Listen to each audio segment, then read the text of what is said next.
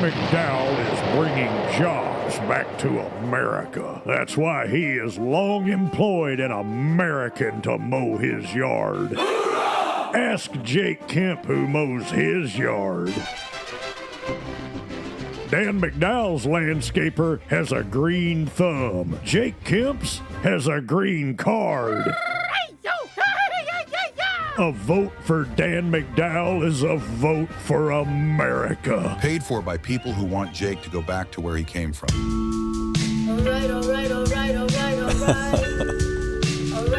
It's election season. I heard about that. You aware of that? I heard about that. It's like in the next couple weeks or something.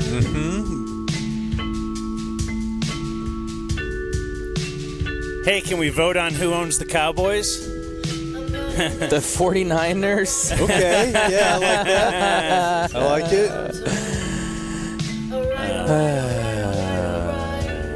it. Yeah, we're here again. We're high atop my garage today. Like we never left.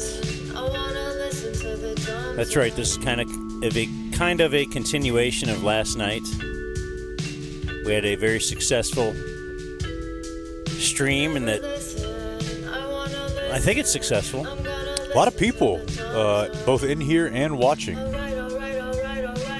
lot of people will watch that later, like throughout the week. Or maybe it's just me watching it over and over and over again. Did they see all the funny things? Did they get your balls out of the shot? Was my balls in there? No, I know you were real concerned about that. Well, Rob, even right now. We had a big meeting, and we're all like, all right, what do we do? This and that. And what are we planning for this? And Dan's like, I just have one more thing. And we're like, oh, okay, I'm sure this is big. And he's like, I think the camera's on my balls too much. I was like, all right, I got to go. And then is that too high if we do it like this? Just put it there. If I just do this. Anyway, we are broadcasting live to tape. Oh, no, wait. I guess we are live to tape for the audio version. Mm-hmm. But we're live. We're actually live streaming. Hi, Internet. We're live streaming today. Hi atop my garage. I'm Dan McDowell. I'm Jake Kemp. I'm Blake Jones. Also sitting over here for some odd reason.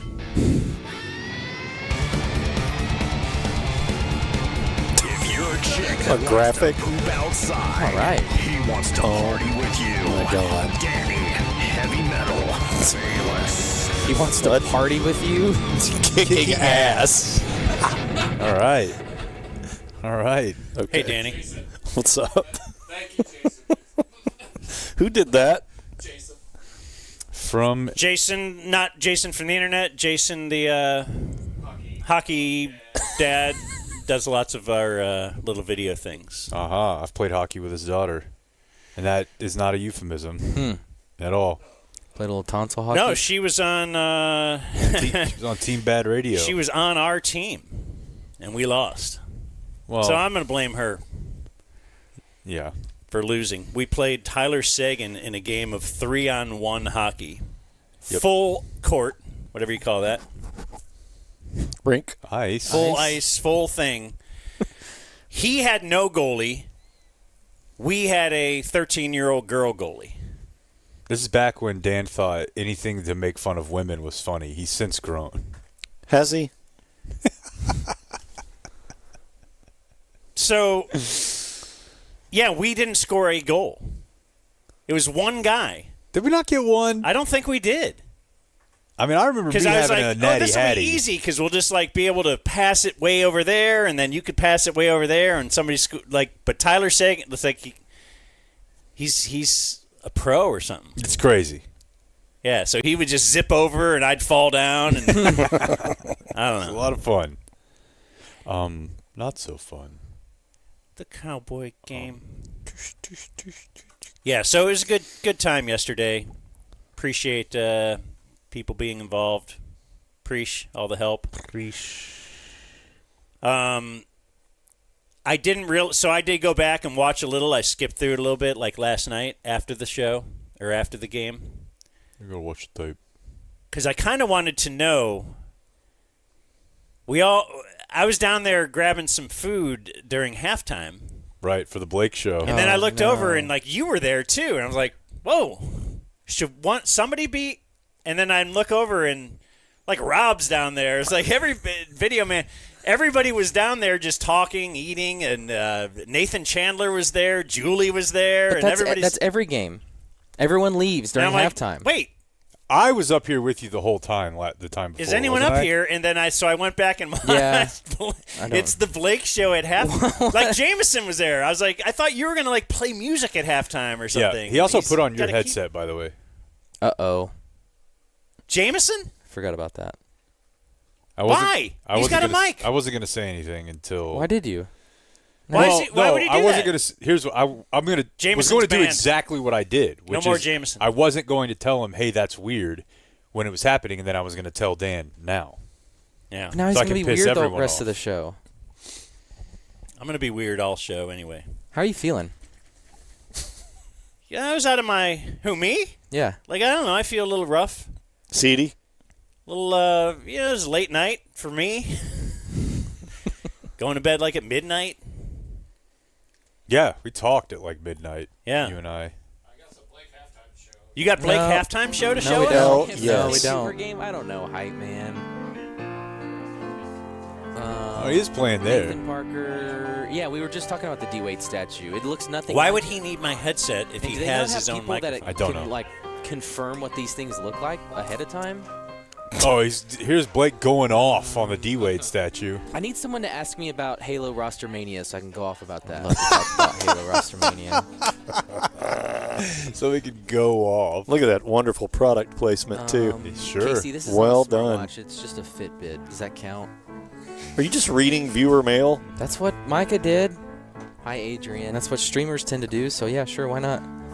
So you're just reacting to the Brad, chat. This is me in taking real it time. easy on Spinks. Yeah, if somebody gives me a jumping off point, I'll Do another read. Do you for feel like Carmen. you've had one of those yet? no. Do you feel uncomfortable right now? I just Yeah. had to do the spot. I knew it didn't sound good. It's funny. Your high school football spot? I'm uncomfortable there and here. Yeah. It's Sitting on my the phone. meta. funny. Yeah. Funny watching this happen. Yeah, Maybe I was just agree. Really thrilled I landed. What did I say? Musculoskeletal care. Yeah. Ozzy. I think this is perfect. I'm crying. I think the Hate Super it. Bowl should call Michael Blake. Jordan. This is this is our halftime. Oh, my You know God. what's It is what's until anyone else interesting comes up with an is idea. hiring Who's Kendall going to make the Riles. phone call to Okay, Beyonce? now- Right, now hey, we're we got or bad whoever it news. is. Now we're getting into The Kendall whole Briles. case Yeah. thing. I guess all the heavy lifting I do But, during the game, I'm thinking I need a I don't break. think they're going to fire This him. halftime show knows I'll no stay up bounds. here He with did you if you something want me. wrong. I have to go down there so no So one the sees me offense is eat.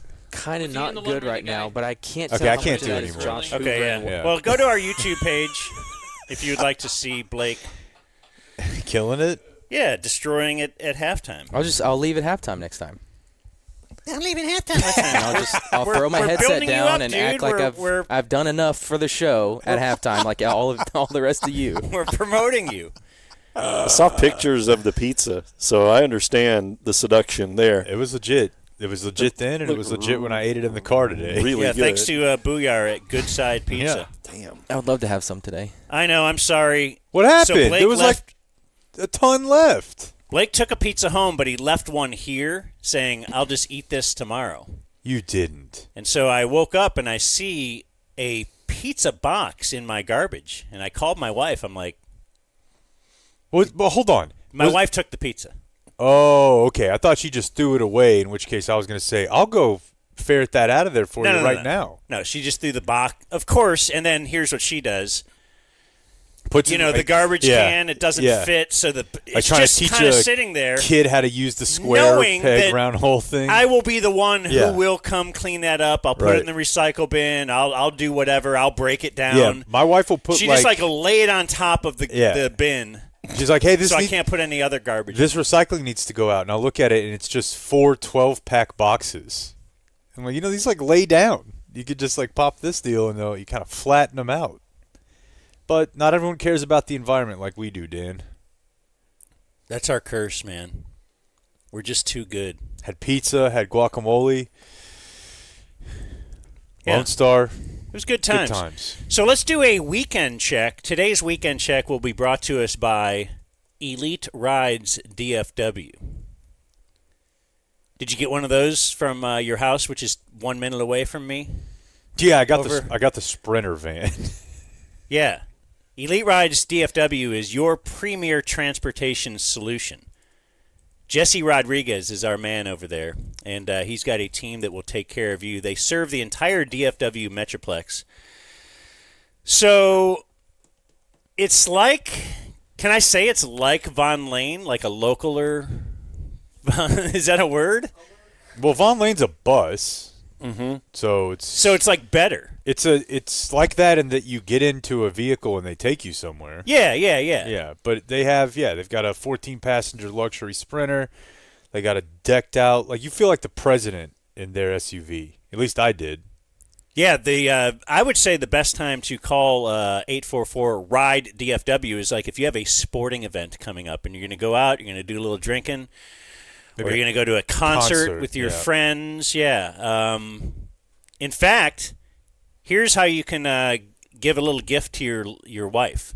She'll think you're doing it for her. Like you get her concert tickets for her and her friends, and then you hook them up with an Elite Rides DFW, and then who knows what happens later? Who doesn't win though? Right. They go have a good time. They get the transportation there, and then you got your night to yourself. And you've provided her with a safe passage home, so she might imbibe a little bit. You know what I'm saying? And then you're at home. And hopefully then you get a little or she just passes out when she walks in the door, and you don't have to deal with anything. Yeah. Choose your own adventure, folks, with Elite Rides DFW. EliteRides-DFW.com, promo code DZ15. You get 15% off. And you should tell them you heard about them on the Dumb Zone when you call 844-RIDE-DFW. Thanks, Elite Rides. Good dudes. Weekend check. Anything interesting, Danny, from your point of view? No, full-on kid weekend, and worked on some stuff for the show, and that's about it. We did go to the park where they're rebuilding the baseball field. So I have a park a block from my house, Jake, and they're redoing the baseball field, so they dumped like huge piles of dirt so they can resod everything and redo the infield. So he loves playing in dirt. That's awesome. Yeah. Yeah, That's times. the best thing, It's free. You don't have to buy a bunch of stuff for your kid. No. You'd rather just have a stick and some dirt, maybe a poop to poke that stick into, whatever. Yeah, that's generational. Yeah. That never goes away. Poke and poop with a stick. Yeah, occasionally we'll drop by the house that's getting worked on, and there's just a huge mound of dirt outside, and it's the most difficult thing to get my kid away from. Yeah. Like once he starts going. A pile of dirt. Yeah. What's better? Such fun. Do you have a mic over there, Video Man, or no? I do not. Oh. I always like to hear what Video Man did on the weekend. Probably a lot of craft beer and sex. He's a man of mystery. Yeah, he's got... Remember when we read that email about him probably having a big hog? He's never denied it. He jumps out of airplanes at the X Games. I think he goes to concerts and stuff. I know. He probably jumped out of an airplane into a concert. And landed on his hog. This weekend. Yeah, it bounced up a couple times. He did send me and Blake a picture over the weekend of him at a concert, so I know he was out. He's always doing something. Yeah. Like when we go on a road trip, like he's right away, like we get to our Airbnb or whatever it is, and like I'm ready to go to sleep. Like it's 7 p.m. and he's like, "All right, where are we going? Go out." Like, and then you just don't even see. He doesn't even care that we're not going out. He'll be like, "All right, probably I'll go." prefers it. I'll go. Yeah, he's like, I'll go by myself. And he's meeting friends. Anyway, He's up early. Machine. He's a machine. Blake. Let's see. Argyle's still undefeated in district play. Took down the Burleson Elks on Friday night. Did you say hey to Phil? Yeah, I was going to tell you that Burleson is coached by Philip Tanner, former Cowboys running back. So that was cool to get to interview a former Cowboy. He was the type of guy, Dan, that I promise you, at one point, you're back in 2011, 2012, you were saying on your show, why don't they feature this guy a little more? He seems like he's got something. The backup is always that guy, right? Yeah, balling out in preseason. Last year was Rico Dowdle. Like, Yeah. I don't know, a little spark there. Backup running back, and you're like, okay, I see a little something here. Do we need Pollard? At that price? So, yeah, he came over. Remember John Kitna got into coaching here. He started at Burleson, and I guess he, through some way, got Philip Tanner over there and back into high school coaching. And I don't know. You know, it's all who you know, they say. Yeah. Interviewing high school coaches can be hit or miss, and it was kind of nice to have someone that kind of got it. And so that was cool, talking to him. Well, let's take a listen. If you can find it, you can play it. And then on the way home, I got invited to the TCU Tech game. And I thought about going, but like Danny, I had kid on the weekend. And the cheapest ticket I could find was $70 to go.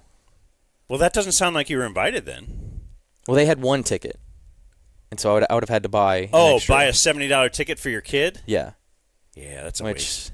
is not At that gonna age, happen. yeah, it's tough. So while searching, how much the ticket was, I scrolled up to see, North Texas is playing at home.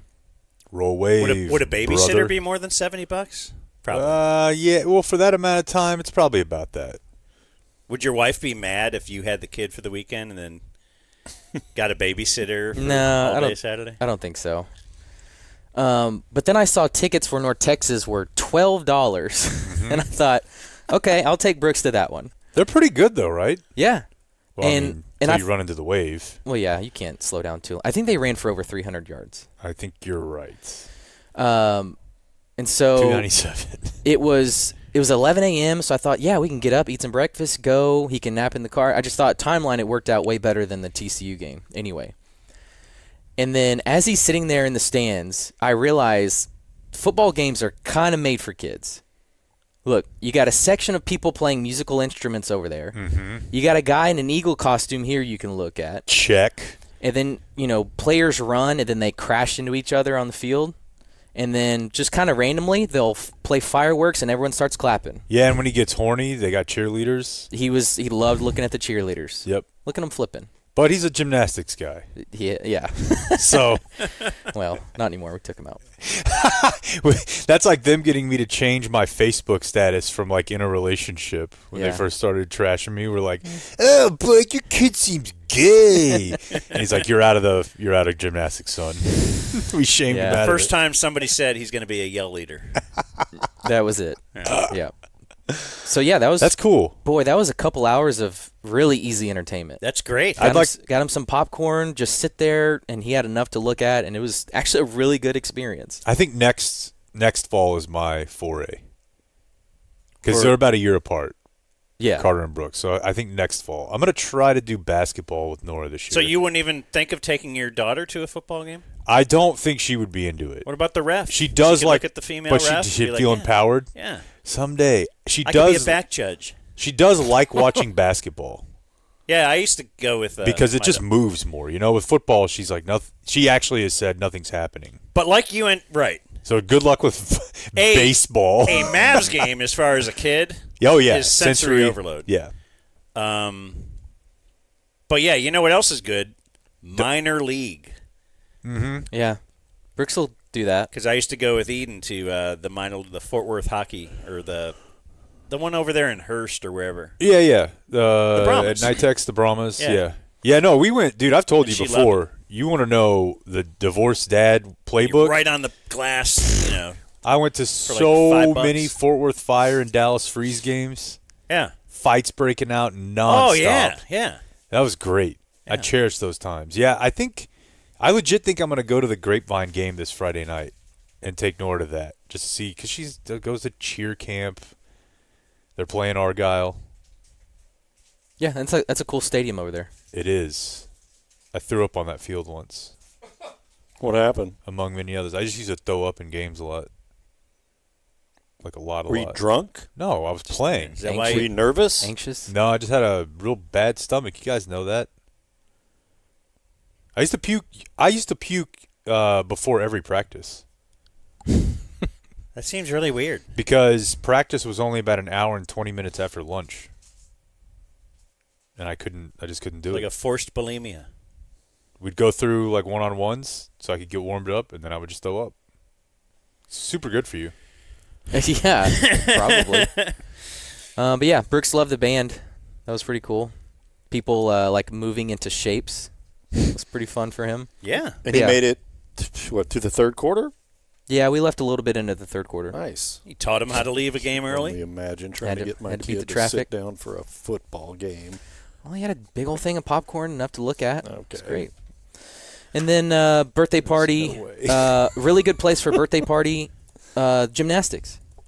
Just let the kids on the trampolines and run around and Oh, yeah. whatever. That's a solid one.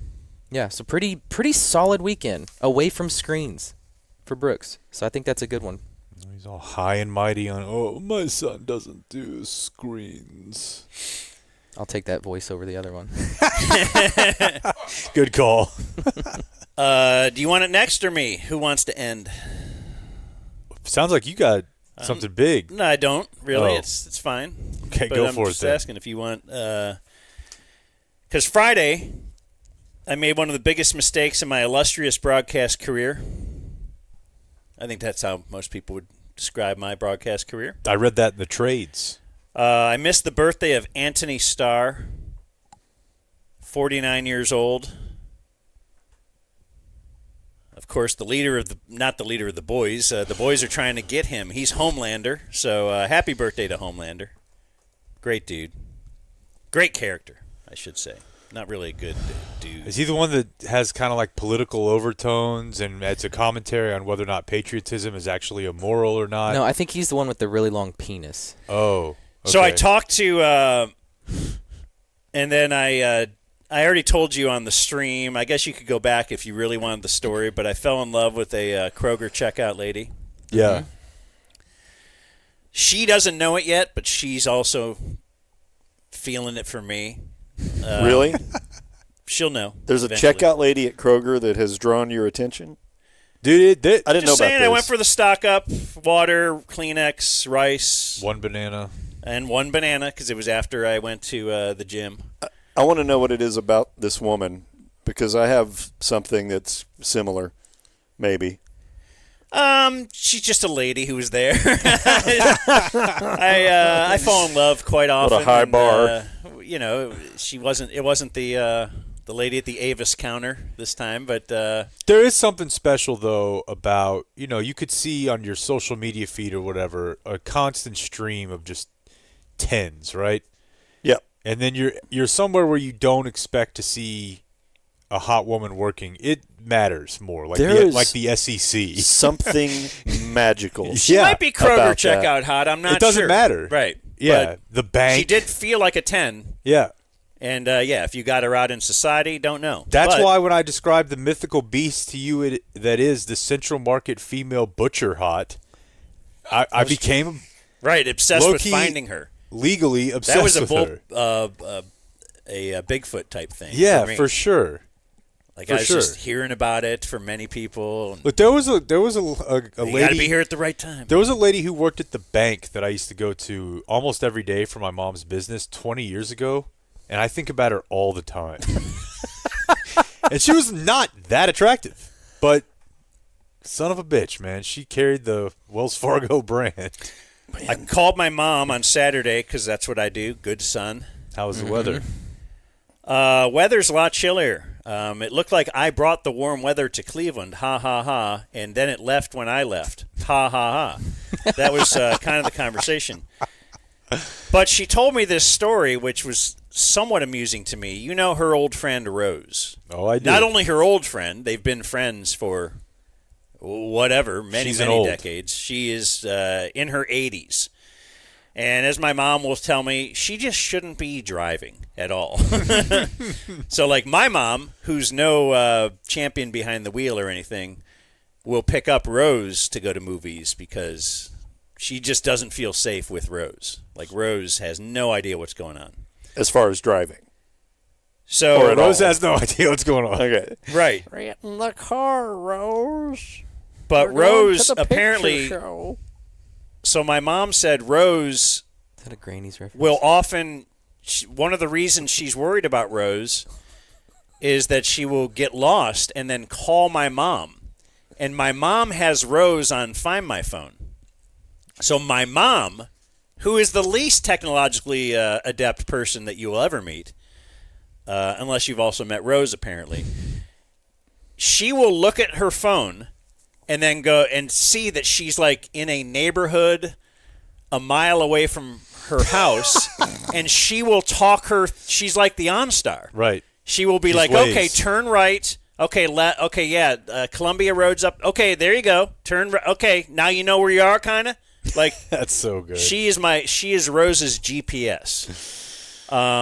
But the main thing that happened, I hope I'm not doing too much weekend check here. No, not at all. The main thing was right when I left work on Friday when we got done with the show and everything. We did the show here, didn't we, Blake? Yeah, because I told Blake what I was going to do. I went to vote. Okay. Voter suppression, by the way, might be more intact in Ohio because my mom lives in Cuyahoga County. You've heard of the Cuyahoga River catching on fire. I think I've always said Cuyahoga. It might be Cuyahoga. I don't know. Well, I'm looking to you. I'm saying Cuyahoga County. And she was like, oh, I don't even know if we have early voting. Can you do that? Because I told her I voted yesterday. And I searched on my phone for her one voting location, and it's like downtown Cleveland. And she's like, I can't drive. She can't do that. She's too old to drive downtown. Like in the whole county or the whole? In the whole county. Jeez. And it's one of the biggest counties in Ohio. One of the 2 or 3 biggest. Yeah. So, whereas here in Tarrant County, at least, there's 40 locations. I don't know. You search it. There's going to be one in your town. Yeah. So I went to South Lake Town Square, early voted. They were like 20-minute wait, which wasn't bad, I guess, compared to like Election Day. Yeah. My wife did it later than I did, and she said she was in and out in 5. But 10 for me, easy. So I didn't know this. I don't recall this ever happening before, but once I got in the voting room, and when they talk about like we should demand an ID for vote, yeah, they check your ID. I don't understand all that. I don't understand anything in politic yelling. But yeah, they check your ID. They scan it. Make they sure make you are who you are. Yeah. Yeah, and all that kind of stuff. Then all of a sudden, I hear this all the people manning. I guess they're volunteering their time, but they're all olds. But I hear an old guy down the line yell, "First-time voter here," and then everybody applauds. Hey! Did you know this happens? No. Like they all cheer as if you're at the ice cream shop and there's a tip given and okay. ding ding or something. Or I don't know. And this happened 3 times while I was in there. Happy first time voting. Yeah. Happy first time vote. Happy first time voting. You get to sit on the bull, the mechanical bull thing.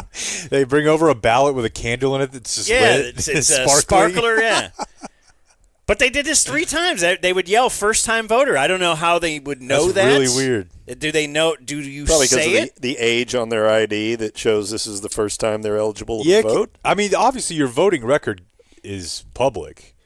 Not when you voted, not how you voted. But I didn't know that would come up right whenever they scanned you. Were they youngs? I couldn't see who they were. They might have been just recently 18. Just kind of a big room and. Nobody did that for me when I cast my ballot for John Swiftboat Carey. I think they did that at the Apple store when my daughter and I went in and she bought an iPad once. Oh, my God. That is so cult of corporate like they personality. did some kind of a cheering because she was buying the I don't know. It was because they know weird, now they have you. I don't know. Yeah, like God, she'll never buy anything. So creepy. Yeah. Ugh. That's my weekend. No conflict or anything like that? I got a story in the news about a polling place sitch. A conflict? No, I thought it was interesting that you used to be able to just click a one box and you would straight vote ticket. all Republican or all Democrat. Not but anymore. now you can't. You have to vote for each thing. And it was kind of funny because there was like 39 or 40 things to vote for. Presidents first, Then you got your Ted Cruz versus Colin Allred, and then after that, I didn't know about any of them. Didn't know who any of the people were or any of the issues. And but about 10 of them, whatever they were, judge or something, they were Republicans running unopposed. Yeah, there were a bunch of Democrats running unopposed on the Dallas ballot. A tale of two Oh, counties. really? A tale of two counties here. Is that what's going on? Dallas Yeah. is blue. Okay. But All yeah, right. you will see a lot of unopposed on both sides. Like, they just are like, why? Yeah. Why spend the money? And then what typically happens, in my experience, is when someone runs unopposed and they win, they then start posting on social media about how they had the biggest margin of victory. That's in what the history Eric of- Johnson did, yeah. Speaking of why spend the What a- money, What too. a tool. Speaking of why spend the money, I think I saw something this weekend about how much like the presidential candidates are spending.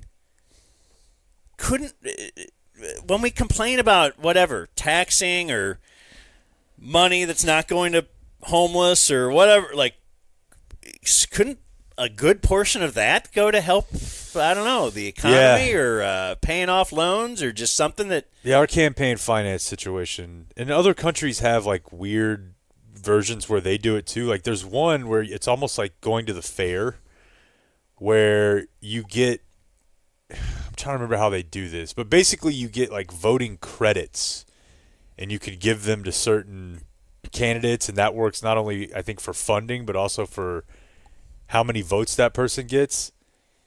I think it works that way like in a parliamentarian system too. So, you know, you've got 10, you're like, I'm going to give it all to this guy, or I'm going to give it to 2 5s out. The way we do it is definitely different. And then let me say All this. the way down to the fact that it's not a holiday. That was my next thing. I was Yeah. talking about that with my wife later, like just thinking of how much of a beating it is to vote, and she had to get off work and hustle over there, and like, shouldn't it be a national holiday? If voting is such a big deal and like everybody should do it and they're gonna yell at you and everything, like, well, what if everything was most people had the day off and you could just do it? Because they don't actually want you to vote. Who doesn't? I've always thought that was kind of more one party than the other. Yeah, but I mean, to That get it party changed, it would can- have to be forced. You know, you'd have to have some pretty serious majority to get a law like that changed. To create a national holiday, because I mean they've Yeah. created Martin Luther King Day, they've created in my lifetime, I guess Those don't really matter. But if they were able to wave a wand like and increase they had the National electorate Tight by- End Day, and they can't have. And what Which a we day were- it was, Which we were reminded of Yeah, way too much last night. yeah. All right, well, there's my thing. So on Friday, I went to Dallas with the wife. It was our 10th anniversary on Friday. Congratulations. Yes. Making That's no- baby number 3. That's no on the small way. feat. Hey, thanks. Seriously. And we went to a little. Oh, you know what we did first? God, this is so washed. So we're remodeling the house. We're almost back in, but we have a lot more house now. Hence the purpose of the remodel. We need a new couch and like a big one. This looks pretty good. What are you doing with your old couch? Because I love that thing. Oh, it'll be there. Oh, There's like a whole other so you need to add a couch. and a big one. I was wondering what Like you would a sell me your other a couch family for, because I room. love your other couch. I didn't know that. Why am I just now finding out? No, I have it bookmarked in my phone still. When I was over there, It's a your wife comfortable couch. told me what kind of a couch it was and where to get it. And And while- then I want to get it, and then my wife's like, "Oh, you want to do everything Jake does?" Damn, dude. It's a thing here, Danny. Both of our wives are like, oh, because Dan does it? Yeah. Oh, because Jake did it? Like, yeah, if I see him doing something that I think is a better thing Yeah. than my bit, yeah, I'm going to do it. That's what you do in life. You adopt. The problem is we passed each other in the night on the drinking thing. Because he was like, I'm going to start drinking with you, bud. And I'm Sure like, Dan did. seems healthy. I'm going to stop. Yeah, We right. both. I obviously, like every dude with a penis, I don't want to go look at decor.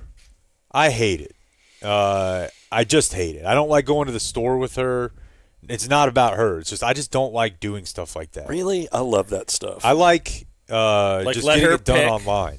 Yeah, because it's not gonna matter. case in point. Couch online is a tough one, though, dude.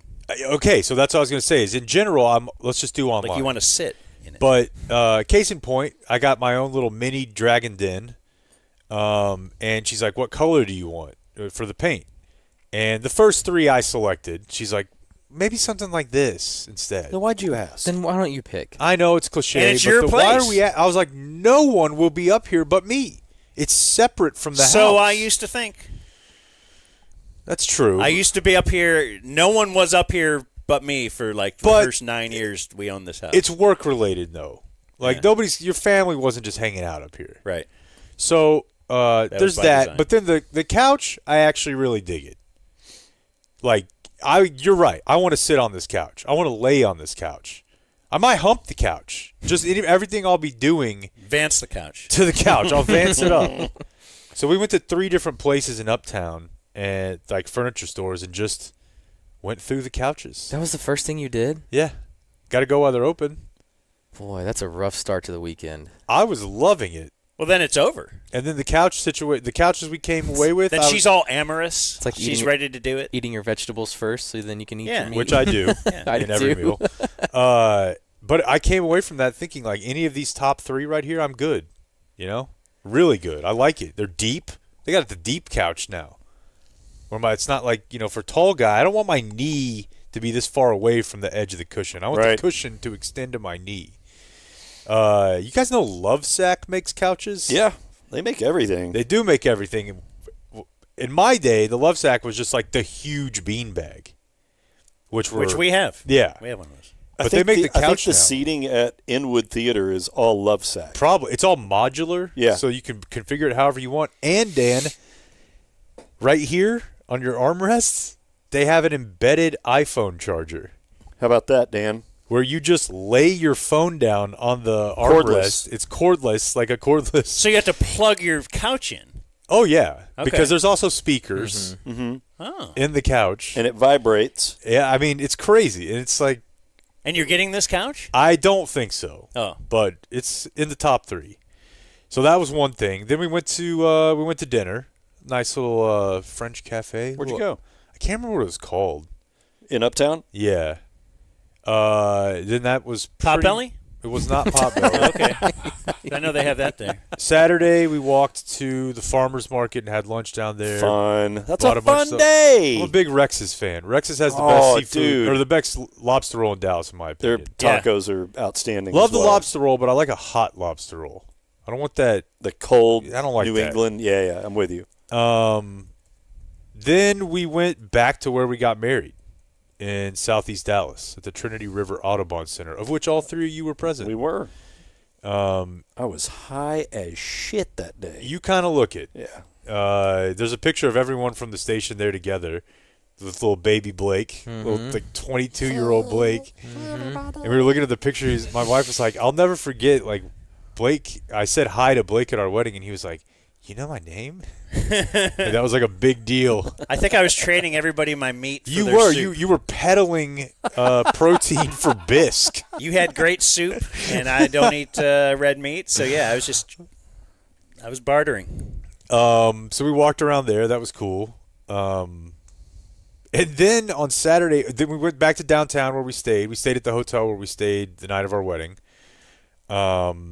And got a little pedicure downtown. Love it. I mean, come on, dude. I the hadn't had a best. pedicure in like 7-8 weeks. And Dan, In 7 weeks? Yeah, same here. Oh, I gotta go every 2 I'm months. new. You know I won't do a pedicure. You're 2 months? Yeah. Yes, same. I did it once. here's the thing. Whites. Whoa. I told you. That might change the game. Dan won't get a pedicure from a minority, particularly an Asian, because it makes him feel as if he's in a like master servant role. I've never seen anybody not from Vietnam in the place I Right, go. you're That's what I'm typically saying. going That's why I won't do it. Laotian, Korean, Vietnamese. Yeah. I had a white. I would probably Yeah. get my shoe shined at a white guy's shoe shine place. And that's kind of racist in It a is. way that, like, I don't want to be racist. So you're taking jobs away from But minorities. yes, but I won't. Yeah, it just feels too You don't want to mastery. feed. You don't want to feed the stereotype. Is that what you're saying? He does. It makes him Not feel that like I'm he's ever a getting a slave, like shoe he's shine. a slave owner. Yeah, Right. Missed a spot. Yeah. So went to dinner at a place in Uptown again. It's called Mr. Charles. Phenomenal. Just C'est magnifique. But afterward, we were going to go to Rubier, who was doing 3 shows over Halloween weekend at the Bomb Factory, I guess in their smaller room. In the morning, we were like, we'll just make this call later on in the day. Was that called Halloween weekend? That's your party weekend. Okay, next weekend is not? No. All right. So tickets are only $25 in the morning, and then it's like, okay, we'll decide this afternoon. We got a ton of stuff going on all day. Well, when we decided to check that afternoon, they had gone from 25 to like 125 or 150. Damn. So, what are we going to do? We did we'll go see random comedy show. So you had a Blake TCU versus UNT situation here. Yeah. Yeah, didn't want to pay for that. Yeah. Also, it's kind of ironic that I was like, let's go. This will be fun. Like, let's just go see it. It's Halloween weekend. You know this is going to be wild as fuck. She's like, yeah, I don't know. That just doesn't sound fun, like, without getting, like, messed up. And I'm like, how do you think I feel? Welcome to my... This is my reality. Now, is she trying Sugar? to back off the drinking? She just would have, like, a couple glasses of wine. But, I mean, if we were going to that show, like, with friends, normally we would have all been going for it. Yeah. In various ways. So... Like, yeah, your that's about lifestyle has to change. Yeah, I was like, yeah, that sucks. You don't want to go. So, looked up a comedy show, found Dallas Comedy Club, which I've never been to. It's in the far end Deep Ellum? of Deep Ellum down there on Elm. It's a nice spot. Is that the place where they do improv and stuff? They do. They do everything. Yeah. Okay, I've been there a few times. They have like improv classes and stand-up classes. I think I've seen Brent Crable there. That definitely seems like a place Yeah. he would have worked before. There was a lady named Catherine Blanford headlining, and I'm like, all right, whatever. You know, I watched a couple of her clips on like YouTube Shorts. It's like, oh, look it, let's go. Oh, is that Kevin Blanford transitioned? That is a joke for 3, and I'm one of Yeah, them. he used to work for the ticket. Was Darcy Robinson with him? Yeah. Or her? Also. So we went to that. The wet spot? The 9:30 show. Oh, hell yeah. There were maybe, I think I counted 24 people for the headlining act. Really, I guess that's just what it was the whole time. It was a very weird experience because typically when I go see a comedy show, even if it's a small venue, it's an act that everyone in the crowd knows their bit. You know, like, for example, going to see Stavi or Nick from Cumtown. I've even heard Lawrence say this because Lawrence opened for Nick one time, Lawrence Rosales. He's like, that's a Cumtown crowd, which is about as narrow of version of comedy you can get. Everyone there is to hear the abortion joke, when would you pull out if you had to fuck your mom joke series. But if it's just a random group of people who just show up like, let's go to a comedy club, like they got a coupon or something, that's a different experience. What do you mean? Well, the comedian doesn't know what that group of people is going to find funny at all. And I think she's from Kentucky, but she definitely had some jokes where when they fell flat, other than to my wife and I, she was like, that joke kills everywhere. She's like, in Dallas, it appears I'm going to have to explain everything to you people. And she wasn't wrong. And Was she funny? She was very funny. Okay, but like just too Yeah. non-PC or something? Yeah, and it was just off the beaten path a little bit. And, she was hot, too. Should we buy stock? Is that her? Yeah. Hey, now. Okay. What's Yeah. her name? Catherine Blanford. Catherine Blanford. She's like 34, 35. Should we buy stock in Catherine Blanford? Well, I'm going to ask you to not go too hard, as I will remind you she is a woman. So, Yeah, there's a cap on how there's a funny limit she on- can yeah. actually be. The market cap, I guess, of this stock. But yeah, it was just she tried to do some crowd work, but then people are like not really funny enough or like into it enough or hadn't been to comedy shows. It's just weird. Was it like a 45-minute set? Yeah. Or was it okay? Yeah. Was she dying? No, but she definitely was like her jokes were funny, but there was just no flow to the show because it's like she expected something to work, and then it was like, now I go to this. Mm-hmm. But she kept having to be like, I can't believe that didn't get a laugh. Yeah. Other What than was for it- these two. Was it regional, or what was the tone of the some, but really, the it's material? more. Some of it was just like, if there's anything political at all, we're in a place where people take that shit very seriously. Unfortunately. Gun jokes. Let's settle down with that. Maybe coming from a woman didn't help. She mentioned that several times. But again, it was also Halloween weekend, so people were not going to comedy shows. As evidenced by the fact that when I was walking through downtown on Saturday night, it was very tough to tell who was homeless or who was in costume. Interesting. And this is another funny thing that happened right outside our hotel. There was a Dia de los Muertos parade on Saturday night. The Day of the Dead for the Mexican culture, I believe, is actually this Friday or Saturday. It's the day after Halloween. Okay. So Friday. But they'll celebrate it sometimes the week before, week after. It'll happen. So there was a parade in downtown that went by the Magnolia. So we go to get our car at about 5 from valet, and they're like, oh, no, nobody can get their car until 10. 10? They had things already blocked off. The whole street of Commerce was shut down. Might have wanted to tell you that. Yeah, no joke. You'd think. Yeah. When we gave it back to them at like 3. Yeah. We're like, we'll be back down in a bit. Nobody said a word. So here's what I thought was funny about it. I was like, what's going on? The guy says there's a parade of some sort. I think he actually said there's a Mexican parade.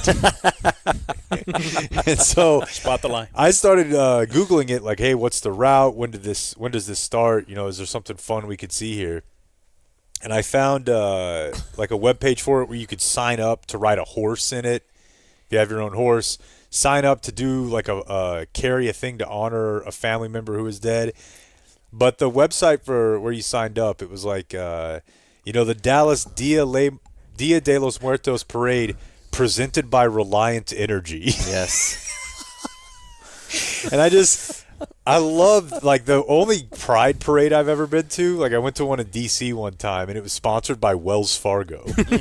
Or, like, a TD Ameritrade or something. And it's like, here's a guy up here with just a rock-hard exposed dick on a bank float. Right. Like, on a stock market advisor float. It's just so weird. It's like this. It's so bizarre what those massive financial institutions will throw their money at. Here's like they'll throw their money at cockfloat, but at the same time they're one of the biggest donors to anti-gay Trump politicians PACs. or whatever. Yeah, stuff like that. So it's so funny. Here's like this thing that's core of Mexican culture, and it's like brought to you by Reliant Energy. But I guess that's 2024. Then we got back after it and flagged yesterday. I still only have one loss in my career, boys. Okay. Was it yesterday? Yeah, no. Before I left, they lost 2 while I was gone. Almost got in a fight. You did? Yep. It wasn't my fault. Never is. It's not your fault. It's I mean, every other person. The guy made fun of your pedicure. What are you supposed to do? Every No other one would make person. fun of that. Yeah, that's weird. Back to that parade thing being sponsored. It's kind of sad in a way that everything so is for sale, commercialized. so commercialized. Yep. You know, we're going to talk about the Cowboy game, and the Cowboy Talk today is brought to you by Ownwell. Okay.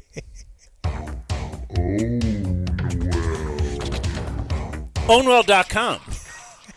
That is the place that helps homeowners save on property taxes. So instead of spending hours filing your property tax appeal and preparing for an in-person hearing, possibly losing your appeal anyway, or like we did years ago, we won the appeal, and it was like for $30 or something. Like they were like, look, since you in the came NFL all the way or down, whatever? or in the USFL, yeah, we're awarded $1. They will do all of that for you, take it out of your hands, and then they will just take a small slice of whatever they can save you. So you kind of think of it like, well, I would have saved $0. What if they saved me $100? They'll take $25. They take 25%, which I have come to learn is the lowest on the market. So other companies will do this. They'll take 40 or 50%. Ownwell, 25%.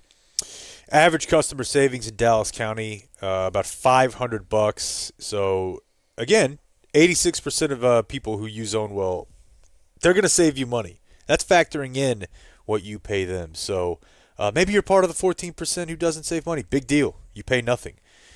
So check them out. Blake's already done this. I'm absolutely about to do it. Go check them out at ownwell.com/partners/thedumbzone. And in my preliminary research, looking at this over the weekend, you'll see our logo. Yeah. Right there. Yeah, right at the top. Right I'm there. in year 2 of the Ownwell system. And so this year I didn't have to do sign up or paperwork or anything. It's on auto appeal.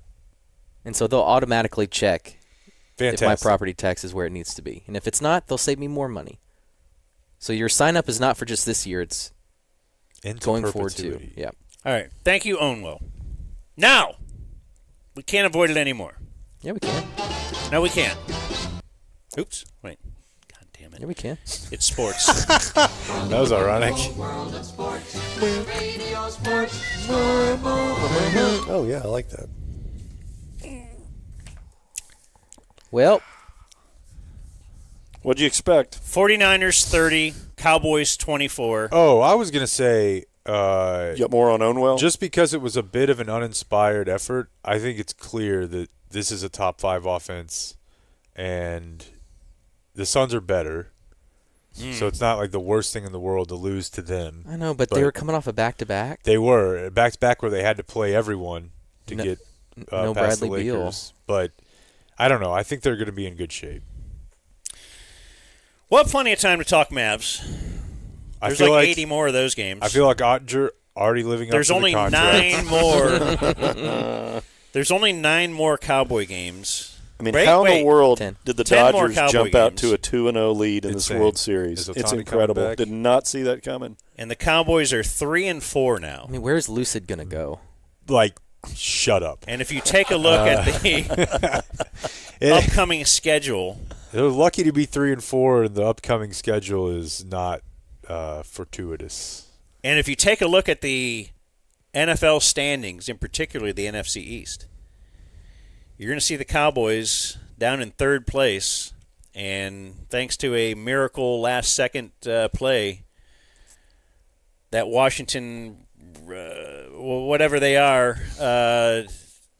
that's the obviously got to be the biggest surprise in the NFL right now. And I would think the Cowboys have to be in line for biggest disappointment in the NFL. I know some people might say it's the Jets who only have a couple of wins. Maybe the Bengals. I was going to say Cincy, maybe. The Bengals would have a good argument, but certainly a team that was 12 wins the past 3 years, you're kind of penciling them into the playoffs at least. Like even kind of an off year. But, you know, when you couple the Cowboys year with what Washington is doing, and Philly is still, they're not crappy. They're not, I don't think, the height of Philly like they were the last couple years. No, But they're still a pretty solid team. I mean, they really took it to Cincinnati yesterday. I never believed that they were just done. You know, for all the, hey, Sirianni and Jalen Hurts don't talk, and they lost the coordinators, I never believed that they were just done. And here's the bad news for Dallas. You know, you kind of alluded to it in saying their upcoming schedule. They're 3-4, and they haven't played either one of those two teams. And both of them look considerably better than Dallas right now. Like History, they've done well against them. Dak has. that ship has sailed. But, yeah, history isn't this year. No. Let's just take a look at Zeke to prove to you that history isn't just this year. I don't know. Where do you start? I guess you would start with, again, being in a significant hole, being down by double digits in a game, which has happened way too often. And then with the lack of firepower on offense, they're unable to get back in these games. I guess they got back in it. If you want to take a look, that they were down by 6 with 3 minutes to go. So tired of that. This one was a little bit different, though. You know, because if we're talking Ravens, Saints, or Lions, they were getting the piss kicked out of them in the first quarter. At least this one, they went to half and were up 4, and then Progress. Hey, you held them to well, they did score, but it's 13-10, and you're getting the ball back midway through the first. That was a little different. Now, that team is also extremely banged up on offense, but this didn't feel like the other ones to me for most of it. It was just then they got absolutely shredded in the third quarter, and their quarterback gave them nothing, and then they came with the Blake special of we'll try to throw some garbage time stats in here and make this a one-possession game. Yeah, I mean, you had a banged-up team on offense still score 30 points. I guess the reason I'm saying this is that the reason they've been giving, or we've been giving for, hey, their run game doesn't work, is because we've been able to say, yeah, because they've been down so much and they can't commit to it. The other team knows this, that, whatever. That was not the case yesterday. They were down a field goal in the third quarter. They can't run the ball if the score is 100-0 or 1-0. It doesn't matter. And you wonder because Zeke has nothing. Well, I mean, how much of it is due to what Zeke and the rest of these, second or third options on any other team in the NFL are running behind? Because it's not like Cook came in there and did anything that was magnificent. But he's washed too, though. But, yeah, you're right. It's not good, but other teams also somehow, some way end up with – yeah, I mean, he's like last in the NFL in yards per contact. I'm not defending him. Let's see where he ranks. Yeah, okay. Out of 63 qualified backs, we got Zeke at 46th in yards after contact. He's a give up of a player. And Dowdle's sick. It seemed whatever like that is. Yeah, that was an oddity, but you can't fault him for that, I suppose. Yeah, I can. But they were still trying to establish the run. Oh my God! Like as I recall, as we were sitting there watching the game, like, what are you doing here? Yeah, they were down 17 and running the football. I mean, is this it's kind of a elementary fan thought, but you see it all the time in the NFL where the at the end of a game when you're down by a bunch, you can get yardage, you can score. Like, what if you just started acting like that earlier? Mm-hmm. Like, hey, we're in a spot. Like, know your team, maybe. Know your personnel. Know that we cannot run the ball. Absolutely cannot do it. You put no resources into it in the offseason, and I think enough evidence has presented itself now. You tried Zeke. You tried even Dowdle. You tried Dalvin Cook. A little bit. Dalvin Cook doesn't look any good. Who's the small guy? It's pretty clear. That's not your game. And it's pretty clear. And Jerry probably is telling him this. How about the two guys we're paying? Let's just let them do their thing even more. Okay, if Dak has to throw it more and CD has to be relied on more, well, then I guess that's what they got. Or how about this? The head coach we hired, we thought this guy's an offensive mind. This guy can make things happen. This guy can figure things out. I mean, they had a bye week. What was their creativity coming out of the bye week? Knowing they had these injuries and we're going to have to do something. We're going to have to do something insane to win this game. And they didn't try anything. They tried establishing the run over and over into the third quarter. Now you're down by 15. Well, let's still, first down. Let's just see. We got a 2nd and 15. I don't know. Let's hand off to the fullback. What? It's just. Yeah, I mean. They had 56 yards rushing yesterday, despite the fact that they kept trying to do it. Brock Purdy had 56 yards rushing. Yeah, and they were more important and impactful yards too, because he picks up first downs and he scored a touchdown. But to go back to the bye week thing, I mean, they had time to come up with something better than a zone read that involved Dak and Lipke on 3rd and 5 on the opening drive of the game. Right now, to me, that is the worst play call of the NFL season. It's 3rd and 5. It was befuddling. You're on your own 41. This is what you've been scripting out. Hey, what are the dozen or 15 plays we like the most in these situations? Okay, we've picked up one first down. Now it's 3rd and 5. I looked this up. Like 3rd and 5, that's not bad. It's not to be bad. In a 3rd and 5, yeah. and they ran the zone read with Lipke back there because he's the blocking back. So you're kind of like, oh, they won't see this coming. Except coming into yesterday, and I guess still after yesterday, Dak has kept one zone read all season. One. I think for, like, I had to look up the leaderboard on Sports Info Solutions. Lamar's at like 50. Now, those are the two polar opposites, but I'm just saying the reason you have to respect Lamar doing it is because he does it 6 or 7 times a game. Dak's done it once all year, so absolutely nobody is going with him when he carries out that fake. Nobody, which leaves Fred Warner, a Defensive Player of the Year candidate, completely free to just blow Lipke up at the line of scrimmage. Lipke's career rushing high in an attempt before yesterday, and still, is 6 yards. So, and I think he had 14 yards on 5 carries going into yesterday. His career now long, he has 14 on 6. His career long run? Yeah, it was 6 yards. Is a 6-yard run. Yeah, so he would have needed to career to get the first down. Yeah, so both parts of the play. It's 3rd and 5, and it's like, what if we fool him into Dak keeping this one to get a guy out of the box? Well, he's done it once all year. But what if Lupke picks up the longest run of his year? Then we'll get a first down. Like, that was it's the opening drive.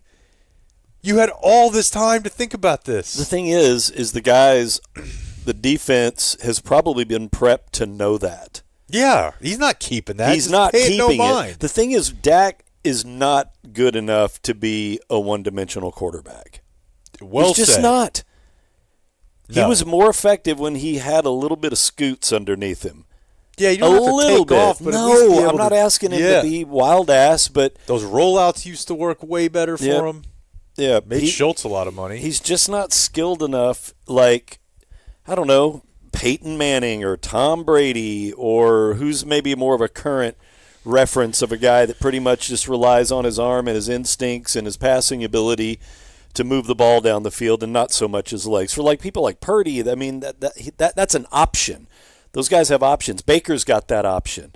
Most guys have it. Most now. guys have that option, and we've got a quarterback that pretty much, unless he's got the perfect scenario of a great pocket, 5 seconds to throw the ball, and a core of receivers that fight to get open, he's pretty ordinary, man. He's pretty fucking middle of the road. It's tough. I bet you could find the line in the sand of the Cowboys' red zone offense after he broke his leg. Because in the red zone, he would run that read option, he would keep a lot and score a lot. You're right. Yeah, you're right. And if he didn't keep it, they would respect it. Right. Yeah, Dak. There's nothing the Cowboys do that surprise anybody. That opening drive said it all. You know, at that point, like you said, a week and a half off, we got to work in some wrinkles here, and they'll never see this coming play is a full-back dive to Hunter Lipke. That's tough. I couldn't believe that call. And guess what? They believed it because they were right there to stop it. He got smushed. He did. So Dak has 24 yards rushing this year in 7 games. Yeah. This team does not have good personnel. I mean, you go back and Joe look. Flacco Oh, I love No it. way. Let's go. has 26 yards rushing in 3 games. I mean, my question last night was how many quarterbacks have more athleticism, or how many quarterbacks does he have more athleticism than right now? Marcus Mariota Oh, come on. He played a half. has played, parts of 2 games. He has 36 yards rushing. Tua has 41 yards rushing. I'm just looking up here. Guys who have barely played. Mason Rudolph. And Tua risks his life when he runs. DTR was in what, 1-2 quarters? The Browns game I was at. Yeah. He's got 44 yards rushing.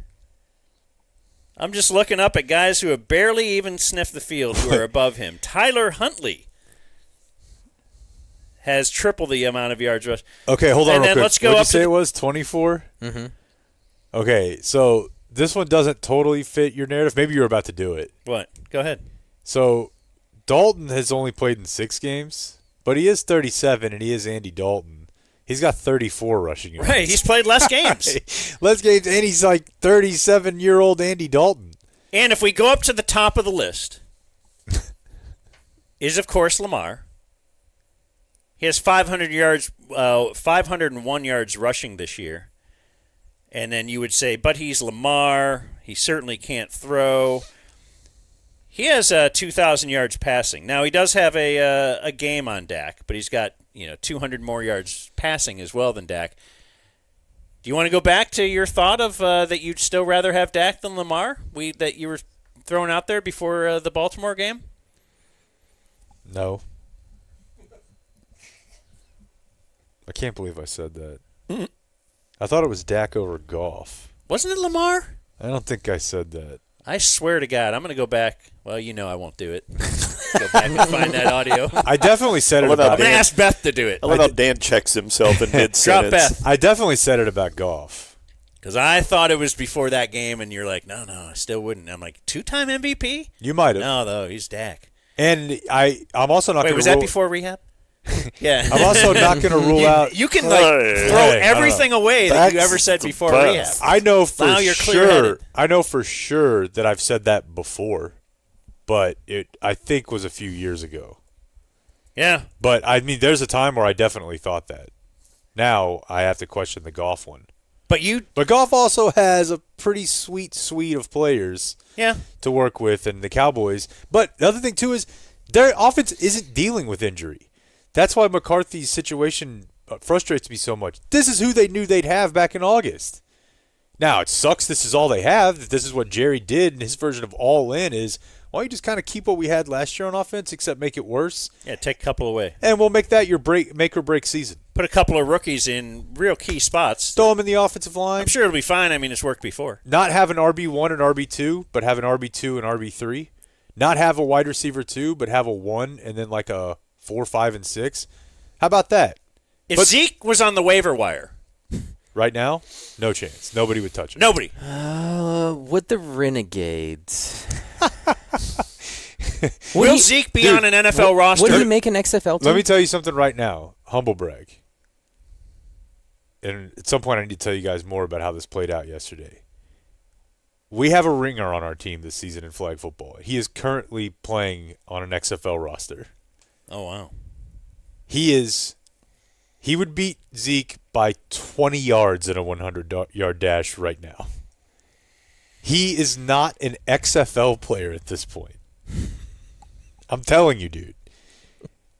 And I'm saying this after last night where he actually had 3 or 4 runs where it's like, he was okay. the Cowboys' leading rusher. He didn't fall down at the line of scrimmage. So he had his 11-yard run was his first carry. Yeah. He finished with 10 carries for 34 yards. Okay. So a 3.4 average is pretty bad. Yeah. Mm-hmm. 9 for 23 is what, like 2.7 a carry? Yeah, now and then he had another like maybe 7 or 8 yard run. If we take that away, this is Zeke is running into the back of the line and falling down almost every time that he carries the ball. All of their backs are. No, and then they're like, well, maybe Dalvin Cook will give us a spark. 6 for 12. Yeah. But he did break one off for 4. Okay. I mean, if we take that away, he's only 5 for 8. His dad says he's not washed. All right, yeah, let's hear that. So this was his dad, who I guess upon Googling this, I remember there were a couple stories about his dad. One of which is like he had a wild cat. I don't know if the story it says wild cat, not like wildcat. Like exotic cat? I think so. Some sort of. I didn't even know his dad was in the. Okay, yeah. I'll go in the media game. I knew his mom is way out. That's what I was going to say, is that I've always just associated it with his mom. But upon Googling this, I do recall that his dad had a situation with a wild animal. This is from 2019. Stacey Elliott, also known as Stacey El Muhammad, so he must have hit the portal, is facing 21 charges, including allowing a dangerous wild animal to escape, failure to notify of a dangerous wild animal escape, and possession of a dangerous wild animal after his serval. You've heard of that? Serval, which is an African wildcat, got loose and attacked a dog. So I do remember that story, but it's much more his mom who's out there talking Cowboys and talking Zeke and football. But in this case, his dad was on. He's with Clarence and another guy I didn't recognize. It looks like they're doing one of those like Cowboys shows where they're at like House of Blues or something. Brad Sham is there sometimes. You know what I'm talking about? Oh, Cowboys happy hour. That's what it looks like. Okay. The players there randomly Yes. sometimes. Yeah. They've got his dad on. Oh, hold on one sec. You know, I really feel like that was an A1 setup. Am I good, Blake? I think so. I could say that his ego doesn't feel crushed because he's not the so-called guy. He is the guy. As long as he believes he's the guy. I mean, give him an opportunity and then say he's not the guy. Right. But if you never give him an opportunity, you can never really say he's the guy. I said it before, I'll say it again. All these analysts, all these wise people, show me film where he's not the guy. Show me film from this year he's not the guy. I'll pay you $10,000 if you can show me. If anybody can show me. And I'm talking real talk. 10 grand. I will give him That's 10 real. I mean, I've got I'll pay last you 10 night's grand to game fix your audio. saved on YouTube TV. I'll exchange you that for $10,000, please. Like what a? I mean, obviously, it doesn't. Who cares? The dad talking shit, but by that measure, you're also the guy just because you haven't gotten your opportunity to show that you're not. that's true. I've not been given 8 carries in an NFL game yet to prove that I'm not. And to Zeke's credit, it's not like he's making a ton of noise about it, but he's the worst running back who's getting carries right now in the NFL. And he's getting a decent amount of them. And that would be fine if he was backing up Derrick Henry. But he's backing up a guy who's a backup. And so is Jalen Brooks and Cavante. And all the BS last year was, man, they really needed him for the short yardage stuff. Well, they don't even use him for that. No. But they're more apt to use Hunter Lipke. Yeah, he's better at it. And Zeke was not better at Pollard at that last year. I mean, Yeah. I went and looked at it, and they were about the same. It was just that those are the only carries they gave Zeke because that was about all he could handle. So he had more first downs and touchdowns because they were just giving him the ball in those situations. There's no rule that states when it's 3rd and 1, you have to only get 1.5 yards. Right. That's able to be turned into 7. Just watch what the Niners did last night. Yeah. No, that's a bad situation. I've seen a couple of Dallas media people on Twitter. They're good at the video editing, so they'll go find a video from 2016 and put it right next to a video from this year, like the exact same play type thing. Yeah. And the exact same, whatever, minimal hole will be open in the line. And 2016 Zeke scoots through it and gets, 8 yards, and this year Zeke falls right when he hits that hole. It's a tiny hole. It's not really there. The league knows. I mean, even when they went to Pittsburgh and people were, that screen pass that Zeke caught and ran for 70, or even the game-winning touchdown right up the middle, that's not the same running back. No. Nope. So, let's see here. The running game bad. Zeke bad. Got some fantasy yards from Lamb and Dak. Yeah. Yeah, that's great. Cool. That hurt my fantasy team, actually. You guys probably had a good time watching with friends and making jokes and eating pizza and letting Blake do his own show.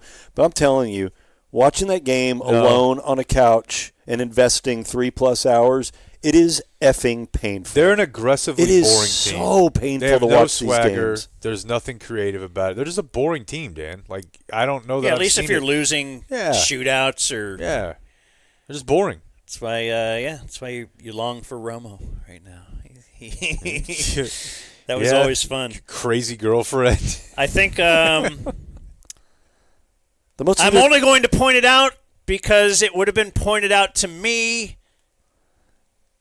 if it was the other way around. But certainly, the Cowboys had some momentum in that fourth quarter, and oh my God, wait a second, I thought that you just had momentum. Oh, what? Wait, you can actually make 4 stops then, and then they don't have momentum? Does it work that way? Well, I thought the game was over in the third quarter because the Niners seemed to me to have a lot of They momentum. had the momentum. Yeah. But then the Cowboys did, but then, yeah, okay. I'm just wanted to mark that off. Mark that off the list. Lack of takeaways. Now, the defense is really banged up, Yeah. but they're -8 in turnover differential right now. And I think last year they were +10. And that's always been a dicey thing to hang your hat on. Volatile stat? Yeah, but if you are a team that gets to the quarterback a lot and you do have guys who can make plays in the secondary like Bland and like Diggs, they're not going to, Diggs is not going to have 11 or 12 or Bland's not going to, whatever he had all that often. But if you do get to the quarterback a lot, you can typically be somewhat consistent in forcing turnovers. Because one affects the other. Yeah, you're going to be able to get last night, I can almost promise you that if Micah is the one getting that sack on Purdy late in the game, that ball's coming out. The one that he, Now, how much does a humming along offense help that too? You got to throw. Well, playing with the lead helps. Yeah. That's what I mean, because the Cowboys are constantly playing from behind. I'll say that, but also say they weren't necessarily yesterday when Dak was throwing interceptions. No, I think that's what I'm saying. Is it both for Dak and the running game? Dak was making some poor. There was really no need if you're like, oh, he's got to press because they were down. Right. No. See, that was the excuse earlier this year. I could buy it. And now it's like, dude, I don't even want to think that he's pressing because pressing would mean that he's actually seeing that that's there and being like, F it, I'm going to let this ride. I just don't think he's seeing it. It's the same as in the Lions game when was it kid from Alabama, right? What's his name? I'm blanking on. Brian Branch. I just don't think he's seeing these guys, which is really concerning. Like, How does I was trying to sit and think, what if they didn't? Like, would it be better if they hadn't given him the contract extension? Dude, imagine if he was free right now. Or Gonna be free. yeah. He would get paid, but it'd be closer But to it wouldn't be Baker here. than what he is now. No, And probably not. but if that were the case and the season is going the exact same way, would you say you would use that as one of the things to blame for the season going the way it's going? Oh, you didn't pay him. You didn't pay him, and That's true. It's a distraction, and people are asking about it all the time. And okay, so they did that to get the distraction away. I mean, that's almost a no-win Yeah, that is. That's for the team, I guess. That's narrative kindling to just burn. But you know what though is, at least if that were the case, we could entertain ourselves with quarterback draft talk. right. And now it's like they're not. One, it's a terrible class, and two, Dak is the quarterback for the next several years. Yeah, Shedur's number 1 right now. I think you're right Yours. about He's up there. something being different about what he's seeing. Something, yeah. Because you don't make that throw. A normal quarterback doesn't make the throw that he made on the first play of their final drive. That should have been picked by 3 different people. And I've looked at that from a lot of every camera angle that was offered and tried to see if he was blinded. In the post game, he no said, reason. I should have thrown it higher. And looking at it, no, you shouldn't have thrown it at all. He was lucky Warner tipped it because otherwise the safety was there for an interception. And even the guy covering CD was there. Yeah. There was no way that was a good decision. Yeah, you might just have a guy he's reached a higher level than anybody could have ever thought, including himself. He's gotten paid twice, and he's just not that same player that he was when he got paid the first time. You talked about it a long time ago. We've been talking about it today, but just Dak without the running threat is an average quarterback, if that. He needs full complement, man. He needs a compliment around very him. ordinary. But if he's no running threat right now, 0. And then what is he? And it's kind of a classic case, too, for the modern era where you get these guys early in their career and they have to rely on their legs a lot, and you just kind of think to yourself, Well, as they get older, that part will leave them, but the mental game will develop. Yeah, and that's not to the point we're not where, seeing that. No.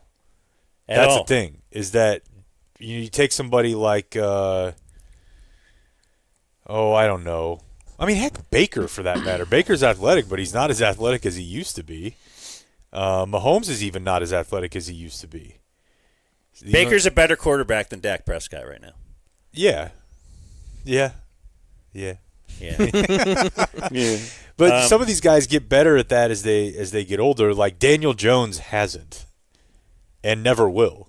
And now we're kind of starting to see that that's the category Dak finds himself falling into. So last thing on my thing before we get to some game audio, see what Collinsworth had, because I didn't get to listen. That was Danny's privilege. Let's go to the post game. Let's go to a guy learning that a media member had kind of had a smart-ass tweet about him on Twitter, and the confrontation, the Trayvon Diggs confrontation of Mike Leslie. I didn't even think it was that smart-assed. What'd he say? It was a play where Kittle got loose. When it was the Kittle play where Kittle almost scored the touchdown. Yep. So he's rumbling down the field, and what did Mike Leslie said? Something like, "What is Diggs doing on this play?" That's pretty much it, with like a little exclamation question mark. I mean, I've seen way worse. Way worse. And yeah, that play didn't happen because Trayvon Diggs didn't want to tackle, but you've made the reputation for yourself as a guy who doesn't want to tackle. And on that play, there was a bust. There were probably two busts. He wasn't. Doesn't look like he's. But it also doesn't look like going he wants to be 100% there at the once Kittle was already 20, 25 yards down the field. Like Trayvon was one of the guys over there that could have forced him out of bounds perhaps a little earlier. Sure, and he was not really having it. No. The thing that was amazing to me. Kittle, it's a big man to get, you can make a couple business decisions there every now and then when it comes to Big Iowa. The thing that was, I don't know, maybe I shouldn't be surprised by this, considering our modern athlete and what our social lives are like. But how fast did he have to get to his phone? You shouldn't be surprised by it at all. And here's exactly what that's happened. the first thing that he did. He didn't search that out. You know, we used to talk about, hey, guys who have search alerts for their name. Yeah. It's just one of their dudes, one of their boys, or their mom sent it to him. Text them and say, hey, look at what I promise Mike Leslie did on Twitter. Mama Z. As if that's important. Well, no, they sent it. No, they sent it to him saying, "Go front him the fuck up about this." Well, that's exactly what it is, dude. He hadn't even had time to take his shoulder pads off. The first thing he saw when he looked at his family group chat was someone in his family saying, "That reporter's got it out for you. That reporter's been saying this or that." And he's heated because the game's over and they just got their head kicked in. He knows where Leslie is at that point. He's like, "I'm just going to go do it." That is how they are. They're doing it at halftime. I promise you. They're checking. They're in there looking at their phone at halftime. Yes, at least a peek. I know they do it in the NBA. I wonder if that would fly in a Belichick locker room. He'd probably be like going to a Jack White concert where you have to put your phone in one of those bags like and you don't get it. Show. Yeah, you don't get it until you're dismissed. Is it too much to ask that you focus on? I don't think so. It is. No, but it's Do we have that video, Rob? Want to play the Trayvon? Out of that whole play, that's what you took from that? You don't know football. You can't do nothing that I do. You can't go out there and do nothing. Stay in your lane, buddy. Stop playing me, bro. Just asking a question, Trayvon. I mean, I'm happy to have you answer the question. Out of that whole play, that's what you took for that? That's what you got from that whole play, that's what you got from that? I'm asking you. We can talk about it more. What were you doing? That's awesome. Things are going great. I mean, you said we'll talk about these nuts. Yeah, we can talk about it if you want. Yeah, we can talk about these nuts. Called him a fucking clown. Also, it's an interesting exchange if we want to play it again. Like, you can't do what I do. That's horrible. I don't know that Mike Leslie was anywhere in there claiming insinuating that he could. Mm-hmm. And then he told him, stay in your lane, bro. Where Mike Leslie is a reporter who comments on the Cowboys, so it feels like that was his exact lane. Unless Mike Leslie was purporting to be an NFL coach or an expert on film, I think he's kind of like speaking for the fan there, just kind of wondering. And it certainly wasn't the focus of the breakdown of that play, was not Trayvon Diggs. But also should Trayvon Diggs should absolutely not do that. That makes it look like this team is falling apart. It does. Yep. He should not do that on a couple different levels. The obvious one of the way the optics of it, that it makes it look like they're falling apart. Another one is he's pretty clearly saying, don't blame me for this shit.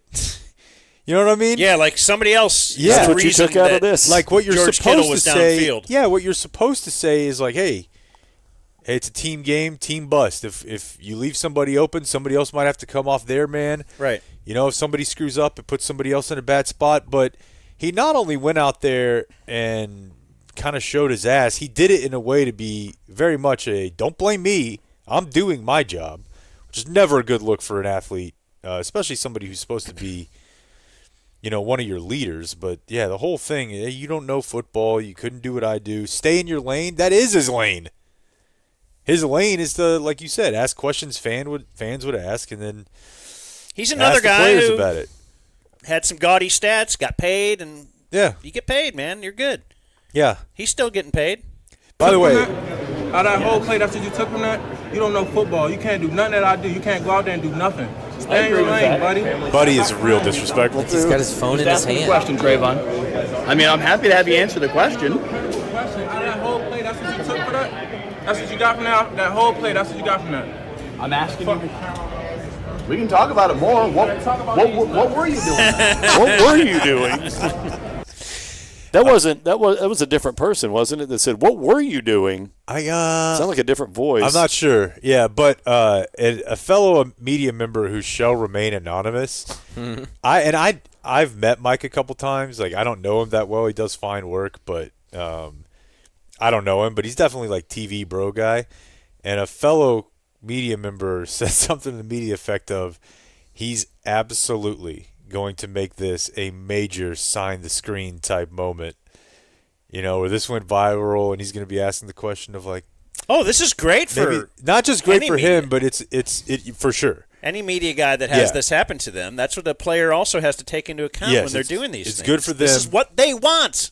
But you can write his next commentary on WFA right now, of like, you know, maybe it wasn't all about that one play, but then again, maybe it is. You know, like, here's 1,500 words. I love it. We Things can are going talk about great. it more. What were you doing then? Yeah, I think that was him. Yeah, and I'm excited for Micah. I'm excited for Jerry on the Fan. This is great. I want to find out. They're not going to make any trades, right? They've decided that whether it's Koopa Cup or whoever, they're not interested. So this is what they've got. They're going to be probably dogs in 4 of their next 5 games. This might ignite them for the trade deadline, but I just don't know what they can do. I don't know if Cooper Kupp is really on the trade block. Well, I know Hop was. People are like, well, he's not a great fit. Okay, he's not a great fit. Sure, he's available for a third that could turn into a second or maybe a fourth into a third. Derrick Henry, not a great fit. He doesn't fit in our offense. It's right. like, can't afford him, too. Derrick Henry doesn't fit in your offense. Wait, are y'all What saying are we they're talking about? They're buying? Well, I mean, Jerry's not going to sell. So I was just saying, Dan was Absolutely saying there's not much that they would do. Okay. What do they have to sell?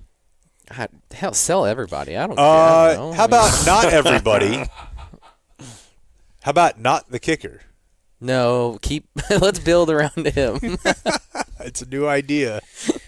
Is he back in jury duty today? Yes. Tomorrow, I think, right? One or the other. I think they said tomorrow. Trico said he's off the plane and headed to Tarrant County. Wow, I thought he said that he had Monday off and he's going back tomorrow. But whatever, he's apparently it's a pretty big criminal case, right? I think it's a felony. Yeah. Well, we'll find out. I'll have to get in contact with him and see if he's going to be available tomorrow. You know it's bad when the most exciting thing about your football organization happens between Monday and Saturday. Oh, yeah. It's good for us. I'm sure they're going to sell more tours this week because maybe I'll see Trayvon Diggs. Yeah, sure. And I'll see if he's still mad or see if Micah Parsons is limping. Oh, God. Why can't I just pick a new team? All right, let's do Collinsworth and stuff after a little break. Boom.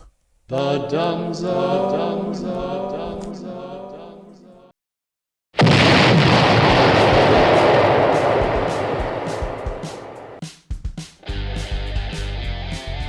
You're listening to The Dumb Zone. Could use this tiny opportunity to promote dumbzone.com. Not the Dumb Zone, but dumbzone.com. We got all kinds of stuff on there, and since it is an ad-supported day, we have a little spot in there for all the promo codes and stuff. So if you ever miss one of those, it's on dumbzone.com. You know what? Not really the full viewer mailbag today. Just 3 birthdays, so I thought I could give those to you right now before we do Cowboy Audio. Still looking for naming the Thursday. If we're gonna just kind of save, like a good emails for one day, right? We could each have some. What was wrong with the name you came up with? What did I have? Let's see. I thought I would have it right in front of me. Oh, the Thursday viewer mail follow-up extravaganza inclement fossil thing. You have to put my in there? That's what you said. You don't think I'm self-conscious enough about the fact that I can't speak? I think you speak good. Thanks, Gro. Like I said, just a few birthdays. Boys, paid D1 subby 480 here. I'd like to wish happy birthday to my daughter, Cora. I tried giving her a unique name 13 years ago, but I screwed up and I didn't watch Downton Abbey. Is there a Cora? I don't know, but I do know that is a popular name. Was she one of the ones that was there? Back that was there? No, I don't know. More roast twins and Rob's off-mic cussing. I'll be a +1 for a backyard show near the hallowed table. Isn't that on the market now? It will be this week, yeah. Should we do a show there? We got to do a show there before you get rid of it. Does the table stay? Probably, yeah. We had to price up all the furniture. I think we need that table.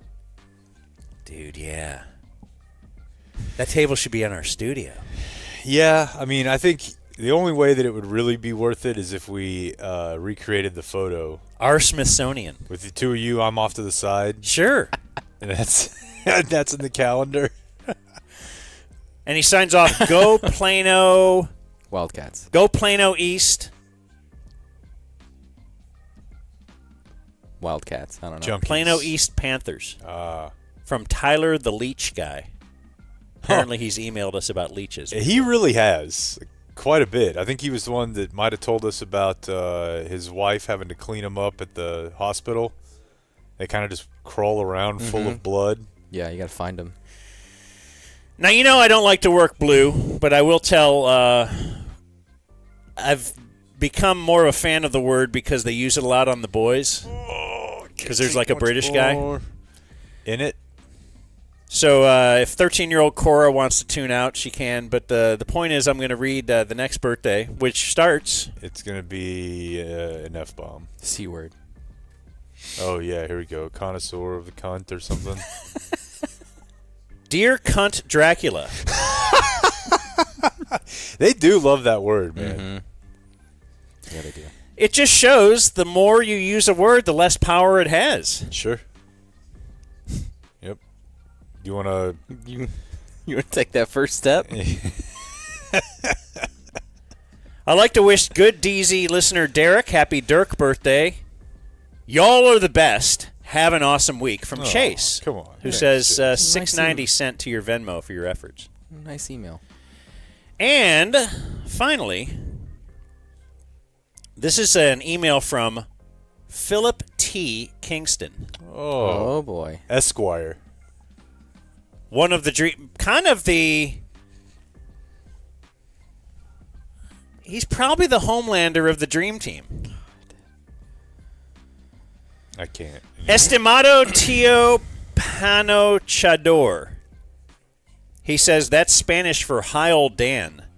Today is my Ray Lewis birthday, which I have been led to believe entitles me to one free murder. Just get rid of the suit. Alternatively, you could give me one as a gift. Check my gift registry for a list of names. I am traveling with a huge DF named Shahid. He sometimes tells white people to call him Sean. So everyone on this F1 trip calls him Sean Heed. Let's see. More TC, Caitlin, Heart Attack Man, and Soroy. Leader is Danny for absolutely refusing to listen to any show that he's not hosting. I'm a D1 DF, but since someone published the whole spreadsheet of subby numbers with associated emails, I'm keeping my number to myself. No one ran that shit past legal, by the way. I think he's talking to you there, Blake. He's probably talking to me there. I Venmoed a little walking around money to the DZ account to assure you read this without complaining too much. I pay your salary with the salary you paid me. Inception. Much love from the Congressman Tony Hall of the DZ, Philip T. Kingston. Was he on our list of guys we might want to have in here to watch the election with us? Yeah. Oh, Very yeah. much so. Would he be on board with that? I want to lap up his liberal tears. Oh, yeah. All right. Oh, yeah. Before we as we transition into speaking about, playing Cowboys game audio, let us just remind you that the Cowboy Watching Party and Cowboy Game Audio today will be brought to you by Lone Star Beer. How about a little Lone Star Beer, the national beer of Texas? Really, what would a watching party be without it? Great time last night. I prefer the Lone Star Light. Blake is usually the red guy with the Lone Star Reg, the Reggie. Mm-hmm. It is authentically Texan, not Testin. Authentically testy. Awesome merch. So if you go to their merch site, lonestarbeer.com, you can use the code dumbzone21 to get 21% off your merchandise. It's pretty slick shirt there. You like that shirt? Oh, you have a Lone Star Beer shirt on today? I do. I bought this on the website. Okay. cool. They have a lot of great merch there. And I tell You're you. an irony shirt guy. That's right. Yeah. Yeah. I was a little, it's like, is it 100% cotton? I don't know if this is going to fit me. It's perfect. Mm-hmm. It's stretchy, solid. And I think they made it in Korea. Taiwan. They actually make it in Texas. You know That what? makes Now sense. They that make you the say beer that, in Texas. That makes They sense. make their merch in Texas does make because sense. they are the national beer of Texas. They have brewed in Texas for 140 years, and they are authentically Texan. Thank you, Lone Star Beer and Lone Star Light. All right. You've gone through this, vetted it. I have. So the first one I'm going to play for you. Oh, can I do this? I'm sorry. You can do I have a whatever you want. non-funny Collinsworth Okay. that I asked Danny to pull. Is it the pass interference? Yeah, do you want to do that one? Yeah. This is. Just because I think that was a talking point for the game, and they win without that call, or with that call being made. I'm just not really sure why. So the Kittle touchdown, which did great things for my fantasy football team, but bad things for the Dallas Cowboys.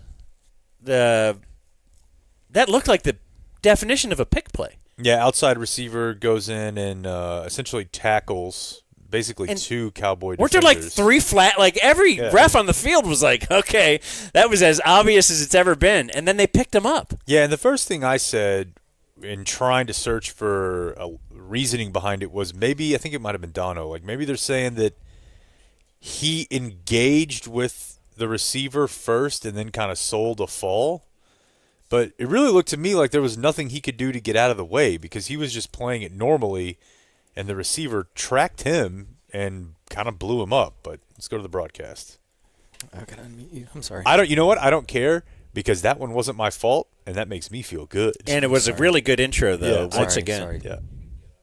The officials will discuss. I mean, that was a knockdown pick right there. On the outside, just drilling Donovan Wilson. There was no foul for offensive pass interference. And George Kittle, on his day, gets a touchdown. Let's go back to why here. This is not offensive pass. Were they doing that all game? Yeah, Mike. It looks like the defender, one, steps in front of the receiver trying to run a route, and second, the other defender engages him and kind of rides him into him right here. So this is not offensive pass interference. This was correctly picked up. Yeah. All right, I need that ref guy before a play actually saying that. Yeah. Because I've never heard them do that. They always just kind of support whatever the refs on the field do. Because they're buddies. Usually they are guys who have worked for them. Yeah. So. Yeah, that was. I'm not. I'd like a little pushback on that from Collinsworth or something. I think he might actually have. I think Collinsworth gave hey, you can get away with that. There's going to be guys taking acting classes. So, yeah, maybe 30 minutes into the game, I saw a Machota tweet about an incident that occurred regarding members of the Jones family. I think Charlotte, Jerry Jr. maybe, and Shy Jr. Oh, I heard there a car accident or something? Really, really weird. I don't know what this means, but maybe this is just the sort of thing that if you're driving into the fancy areas of stadiums, this can happen. I don't know. Little news right before the game on the way over here. The vehicles bringing the Jones family over, the second vehicle in the family caravan was struck by a rising barricade outside of Levi's Stadium on the way in. Two of Jerry's kids, Charlotte and Jerry Jr., who have their roles in the leadership of the team, plus his grandson, Shy, was there as well in the vehicle. Charlotte and Jerry Jr. were both evaluated by team medical staff here at the stadium. They were able to move on to the visitors' owner's suite for the rest of tonight's game. So we wish all of them the best. We're glad to hear there was nothing worse there. Yeah, glad to hear that they were not fatally wounded by a rising barricade. What is this, Game of Thrones? What is a rising barricade? I know. Is it moving? I know there's a bunch of people out there listening. Or is it a barricade that you just put on there and it's called a rising barricade? I have no idea. I'm sure there are people listening who do know and have a perfect idea of how this all looks and works, but I'm very confused. It looks like, okay, let me see. I Google imaged Levi Stadium rising barricade, and there is a thing here. But how would that have hit them? And even if it started going up when they were, like, I'll turn on the computer. Can I do that? Consists of a steel beam. Like that. Yeah. Oh, yeah, so they were trying to enter or exit when they weren't supposed to. Yeah, but rising, because we're the Joneses. Rising makes it sound like they were trying to do when you try to get out of Victory Park, and the thing would come down and it would just barely get you because it was moving. Yeah. You're like, oh, fuck. So that's weird. Did they just time it poorly? Was it malfunctioning? But here's the good news: they're safe, and we just want to wish them the best. Would we even be able to play if they weren't? I like. I don't want to find out. You know. What is his verbiage he uses? Like they had to evaluate them medically? Yeah. And I was just wondering if you'd like to evaluate Charlotte medically. Maybe take her in that tent. Well, this does say that, according to the members of the Jones family, Charlotte may have suffered a rib injury, so you may need to check on that. Didn't she give a rib to you? Or did man give a rib? How did... Who has one more rib? Well, I mean, isn't that a biblical thing? Adam gave a rib to make Eve. Ribbed pleasure. That's right. But that's where that comes from. That's also like a power dynamic thing where in our situation, I'm pretty sure Charlotte would be giving a rib to make me. Like, I'm her Eve. You know? Yeah. Oh. Also, being really into church by force right around the time that the Marilyn Manson took out a rib so he could suck himself off rumor was out there. Pretty fertile ground for jokes. You know, you're like, oh, Adam, conveniently. Could also a lot of downtime in the garden. Okay. So that was just weird. I have no idea what happened there. However, I do love any mention of Shy Jr., who is, of course, Spalding. Oh, that's Spalding? Yeah. Okay. Yeah, I was watching the Mavs game on whatever night Spalding. it was. Was it Thursday night was Mavs? Yes. Yeah, and, there's always one of them there, right next to the scores table. And this one was it was a non-Spalding, as Jubb calls him. It was like the not yodeling kid. I think wasn't a yodeler, wasn't a Spalding. I think it was the football player, the quarterback, John Stephen. Yeah, I think. Yeah. Is he any good or no? Like he's not NFL quarterback good. No, I think he might be done. Yeah, didn't he go to Arkansas or something? He did. I don't know if he still does, but okay. Anyways, yeah, we would have heard about it if he was good. Here's he's certainly not in the pro game like Spalding is, who's a scouting assistant. I didn't realize that. Yeah, for the Baltimore Ravens. Spalding? No, for Cowboys. I'm like, he just blew away the front office and head coach out there. You're just a natural. No, so he does have an Instagram, and somehow I bought that. Somehow you were like, "What? Really? Whoa!" So I was telling my wife this the other night. I'm like, "Yeah, there's one of the Jones kids," and she's like, "That's not Spalding, right?" And I'm like, "No." She said, "Spalding just got married." I'm like, "Why do you know that?" And I guess somehow Instagram. friends of friends of friends on Instagram, and so not only did he just get married, and all the photos are up here. He's got a Shy the third on the way already. Yeah. Okay. Her name is. That's great. His wife is Tori Evans Anderson. She looks exactly like you think she does. I remember. Are you interested now? I remember interacting with him at training camp one year. It was when I was walking around with Computer from 3-6 Mafia to interview Cowboys, and he's like, "Hey, Spalding," and he calls him like I don't think Spalding knew his name was Spalding at that time. He figured it out. Yeah. And then Spalding ended up. I don't know if he ever got him to do it, but he was trying to get 3-6 Mafia to play at his frat house. Yes, I do recall that. And Spalding has unlimited funds. Yeah. Yeah, I know that he knows about it because once upon a time I thought, why don't I take a crack at fake characters on the ticket, and then your Spalding was good. Eventually found out that he found out. That's great. And his mom found out. Did you just like that post? Oh, okay. Okay. Here's what look, a Cavender twin weighs in. Oh, wow, yeah. Looking at his IG right now, here's one where he posted a goofy picture of Charlotte. Happy birthday to the best mother out there. I love you so much. You mean the world to me. I hope you had a great day. And because of the Joneses, Charlotte had to answer that on Instagram. Did she indicate that the day was indeed great? God bless me in so many ways, but none greater than that of being your mom. Love you to the moon and back. These people run my football team.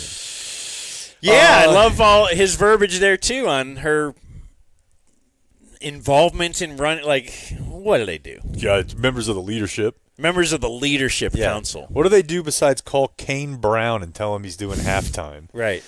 Salvation Army. But, hey, there was plenty that took place that didn't happen on a football field during the bye week. And no game there. We mentioned Dak and the bye week. It was busy. By the way, it rules that clip started that way. And no game there. We mentioned Dak and the bye week. It was busy. Went golfing. He didn't just go golfing. He got engaged on a green near the golf course to his longtime girlfriend, now fiance, Sarah Jane. She's the big golfer, and Dak said she had the golf glove on the left hand. She was ready to go play. He even said after they got engaged, "Are we still playing?" All right, hold on. I'm calling bullshit on all of this. They were on the green. You don't have your golf glove on the green. I would, and I'm not golf guy. Come on, golf guy. Yeah, no, you're right. You wouldn't be wearing your glove at that point. No. But what a funny anecdote, though. Really funny. I hate this. That this is your team? Yes. Get engaged on the golf course. Dak's now into golf because baby mama's into golf, and they're wearing matching white outfits. Yep. It's just, I hate this. Yep. And he had to tear down his already mansion. Yeah, because she was mad that he was nailing other girls on that couch in bed. Right. Dude, he loves Dude Perfect. Dude Perfect's there filming it. Hey, he's trying to be where his feet are. This is all just everything I hate. He just wants his privacy. Be present. Everything I hate has infiltrated my football team. This is just a new generation of the same thing, dude. We just fell for the ruse of like, I don't know, maybe they're cool now. We were wrong. Given the way the game turned out, this is kind of a funny, as Danny said, a slow down there moment from CC. Things are getting down and dirty right now in this football game, and you're seeing some real movement now going along this defensive line. But the Cowboys sort of look like the throwback Cowboys a little bit. All right, you guys want to fight? Let's just line up and fight here. And some of those runs after the catch, as good as I've seen out of the Cowboys this year. Yeah, I mean, they were in the game in the first half and leading, but at no point was I like, this is the old Cowboys. 1994 Cowboys. Yeah, jeez, man. Look at how they're fighting. This is just balls to the wall effort. This one's... Is this the Ravens? Got a couple. What do we have here? Yeah, right. A couple Bosa things here. The first one, the video component is just showing everything. That Bosa definitely wants you to look at him, right? I mean, as evidenced by him bombing Brock Purdy's post-game interview last night with his MAGA hat on. Oh, really? Oh, yeah. Yeah. Like Kittle. Was that big news? Kittle and Purdy were out there, and Bosa ran up into the shot, made sure everybody saw his "Make America Great Again" hat. Okay. But he makes sure the cameras pick up his whole pregame bit. Short of that first time. What were you talking about with that ritual? So, of course, we're playing around a little bit, right? But watch this. No, I thought you were for real, Chris. Lean on into it. The prey is coming. What's going on here? And he's doing his stretches. He's got this weird thing that he does in pregame, but this is Bosa. Okay, make sure that the cameras pick it up. Yeah, he's just repeating his name over and over. He has this whole thing that he does. So it's his pregame stretching ritual, and they put this music behind it. Yeah, because it looks all he's new agey. One of his teammates who was interviewed around the time of his rookie season, he said after that period in practice, I went to him and I was like, dude, what the hell are you saying to yourself when you're down in your stance?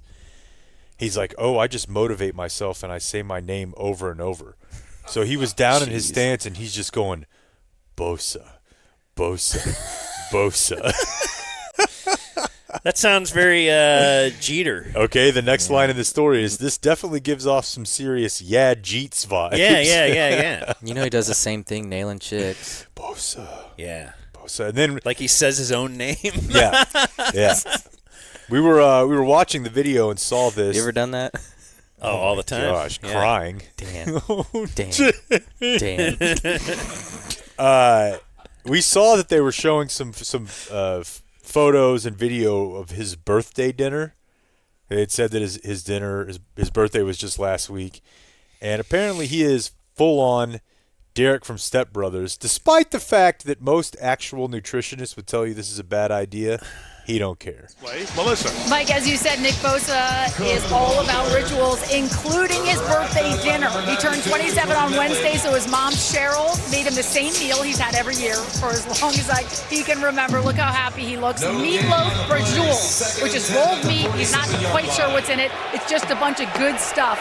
No carbs on that table. Remember, he doesn't eat carbs, so probably not any birthday cake. Impressive stuff. Impressive stuff. Meatloaf braciole,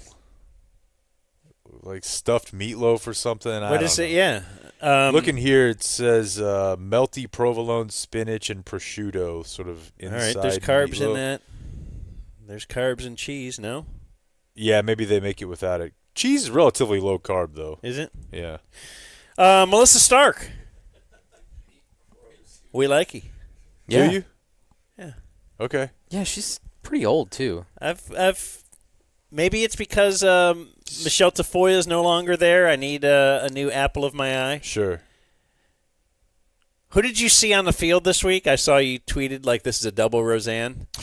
Brian Kelly and Holly Rowe. My God. The rare sighting. It's like as someone very the moon crossing the sun. Yep. Someone cheaply and kind of cornily replied to me, but I laughed. This is just raising the Roseanne bar, and there we go. The Roseanne bar. It really is. But Melissa Stark, nowhere near a Roseanne. Not even possible.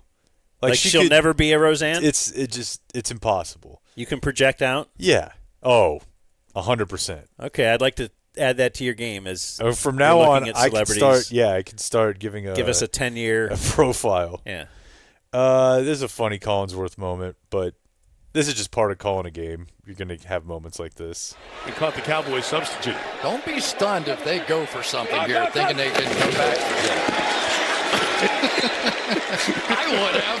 I'd have thrown that thing deep.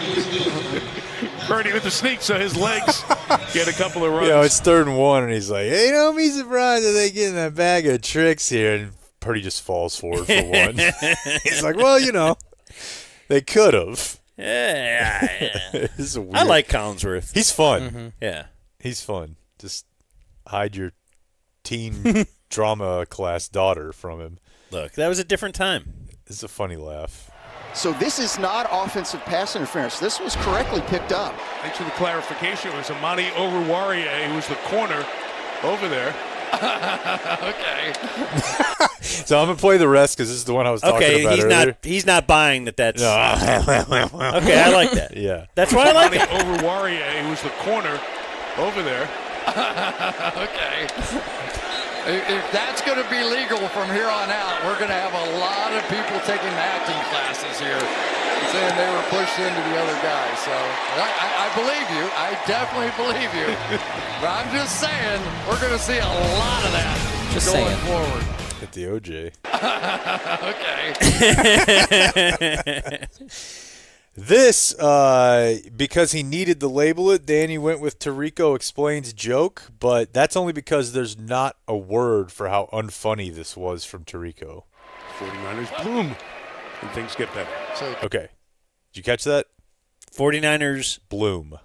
Uh-huh. 49ers bloom, and things get better. So Kyle Shanahan's kind of the gardener. You want to call him that? You can. That's good. Here's Garindo. Pedaling those feet to the 36-yard line. Did you get that one? Did that slip by you? Yeah, it did. Pedaling his feet, rose pedals. I didn't see that. Golly. Get these zingers in. Yeah. Oh, zinger. Then he labeled it as a zinger. Oh, I heard fingers. Yeah. Yeah, he does want to get these fingers in. That's a different deal. So, I mean, I guess Collinsworth kind of started him down the lame path with and the gardener, but then Tirico's like... That's the point, though, of the color guy, man. yeah. You're the color man. We've talked about this with KB before. Yeah. Like, let's stop it there. Yep. Let Brady work. Let him flail with his bad joke. Right. You give your courtesy laugh and get back to the game. Now you don't have to then show that you're also witty, especially when you're going to be less witty. And, to speak back to that show I went to on Friday night or Saturday night, if you immediately have to say, did you catch that, like within 1 second of your line, that doesn't mean that it's because they didn't get it. It meant that because it just sucked. Yeah, just let it go. Like 49ers bloom. Or things get better. So Kyle Shanahan's kind of the gardener. You want to call him that? You can. That's good. Here's Garindo. Pedaling those feet to the 36-yard line. Did you get that one? That's not good. Just wait for your one tweet or something, the one guy that says, hey, I caught your joke. Sure. Like, that's it. Just be happy with that. Speaking of Melissa, she is very solid. I just think she reports great information. Me too. Solid her job. Yeah, I love but everybody has a little stammer every now and then. Sideline stuff. Need first down. Melissa has more. Yeah, Ricky Pearsall told me his first thought after knowing he was going to be okay was, will I be able to play football again? Then it was all about managing the scar tissue to make sure he had full range of motion. When he made his NFL debut last... That's a big NFL debut. That does kind of... It looked like they were talking about him a ton. Well, I guess anytime he'd make a play, right? They have to refer to the... Did she say Pearsall? I thought Purcell. I thought it was Purcell. First down. Well, let's ask Pearsall. Yeah, Ricky Pearsall told me his Pearsall? first thought after Is knowing. that not right? Pearsall. Okay. No, I'm probably wrong here. I just thought I heard Purcell a couple times. And he was going to be okay was, will I be able to play football again? Then it was all about managing the scar tissue to make sure he had full range of motion. When he made his NFL, NFL.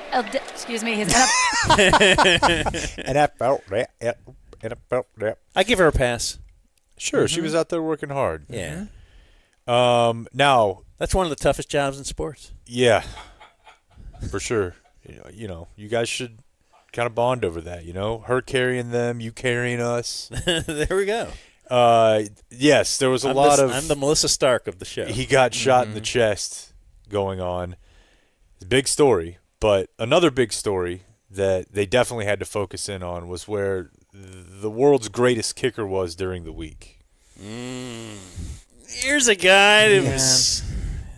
Oh, look, he lines it up. There's juror number 4. They call him the foreman. So this was when they made a graphic. Once I saw the graphic, I'm like, this is going to be great. So yeah, here it is. This look at a unique Cowboys injury report is brought to you by Bud Light. So during the week, Wednesday, Thursday, Friday, each team God puts bless out it. Pause it. We should have been guessing at what was going to happen here. And you knew that was going to be the prod value. NBC. Yes, you did. Law and Order. They already have the rights. We got we don't have to pay for this. I knew it. Yeah. This look at a unique Cowboys injury report is brought to you by Bud Light.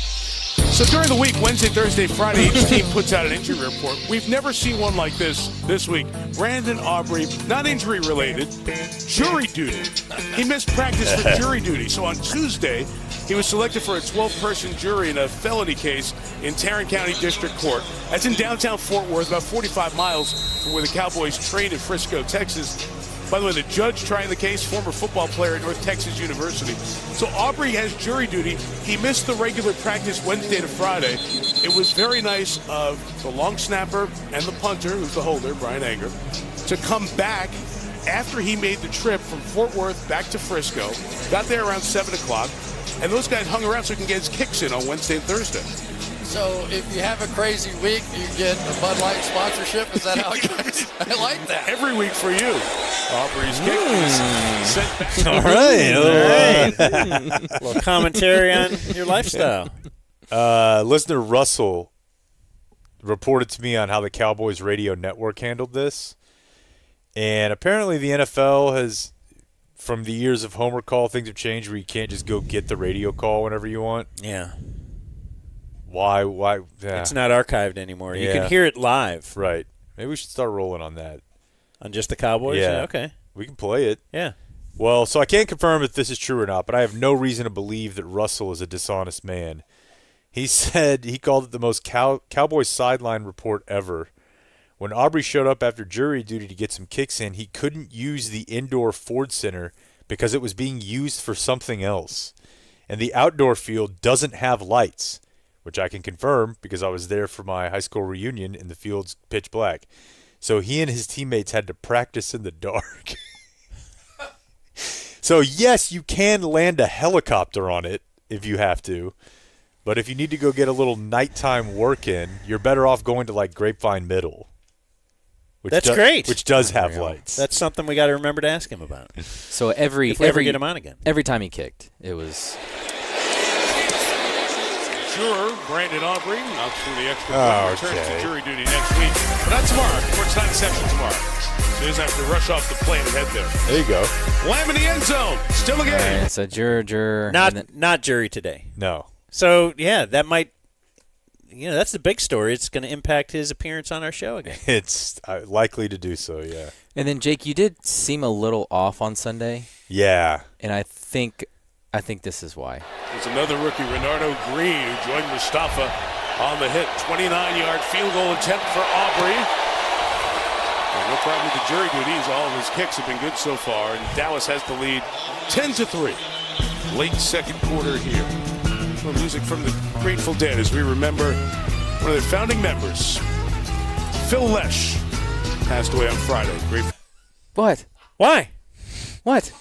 Why are they doing this? I'm going to tell you exactly why. Oh. Okay? Why would NBC? What? I don't Okay. get it. I thought I jumped in front of you. For No, not something. you. Okay. Why are they?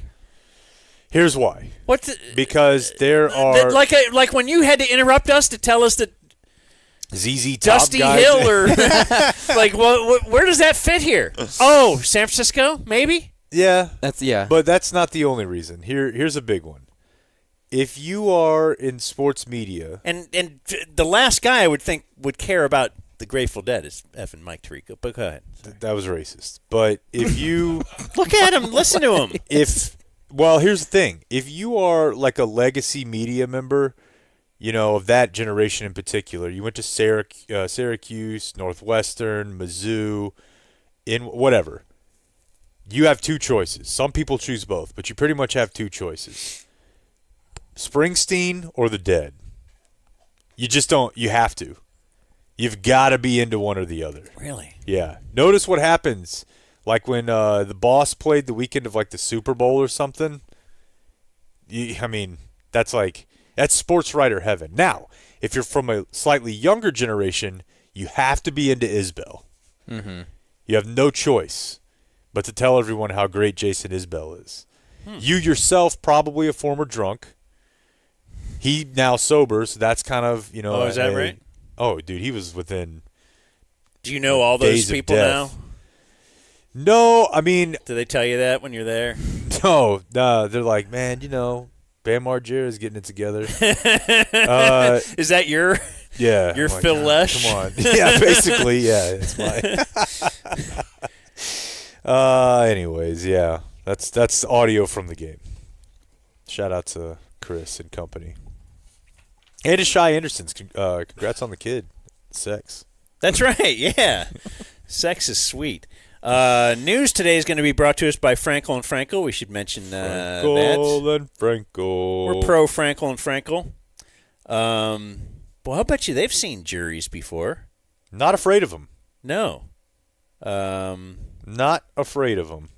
Yeah, I wish I had the. I wouldn't be able to play the theme because we don't have the rights to that, especially here if we're doing this on DZTV ever. Anyway, Frankel and Frankel. Personal injury attorneys, what the message they want you to know: if you do get in an accident, call Frankel and Frankel. The insurance companies will try to take advantage of you. Frankel will. I'm getting a little Melissa Stark there. Will fight for your rights. Well, it's a heavy topic, and your rights to party. It's right. It's a heavy topic.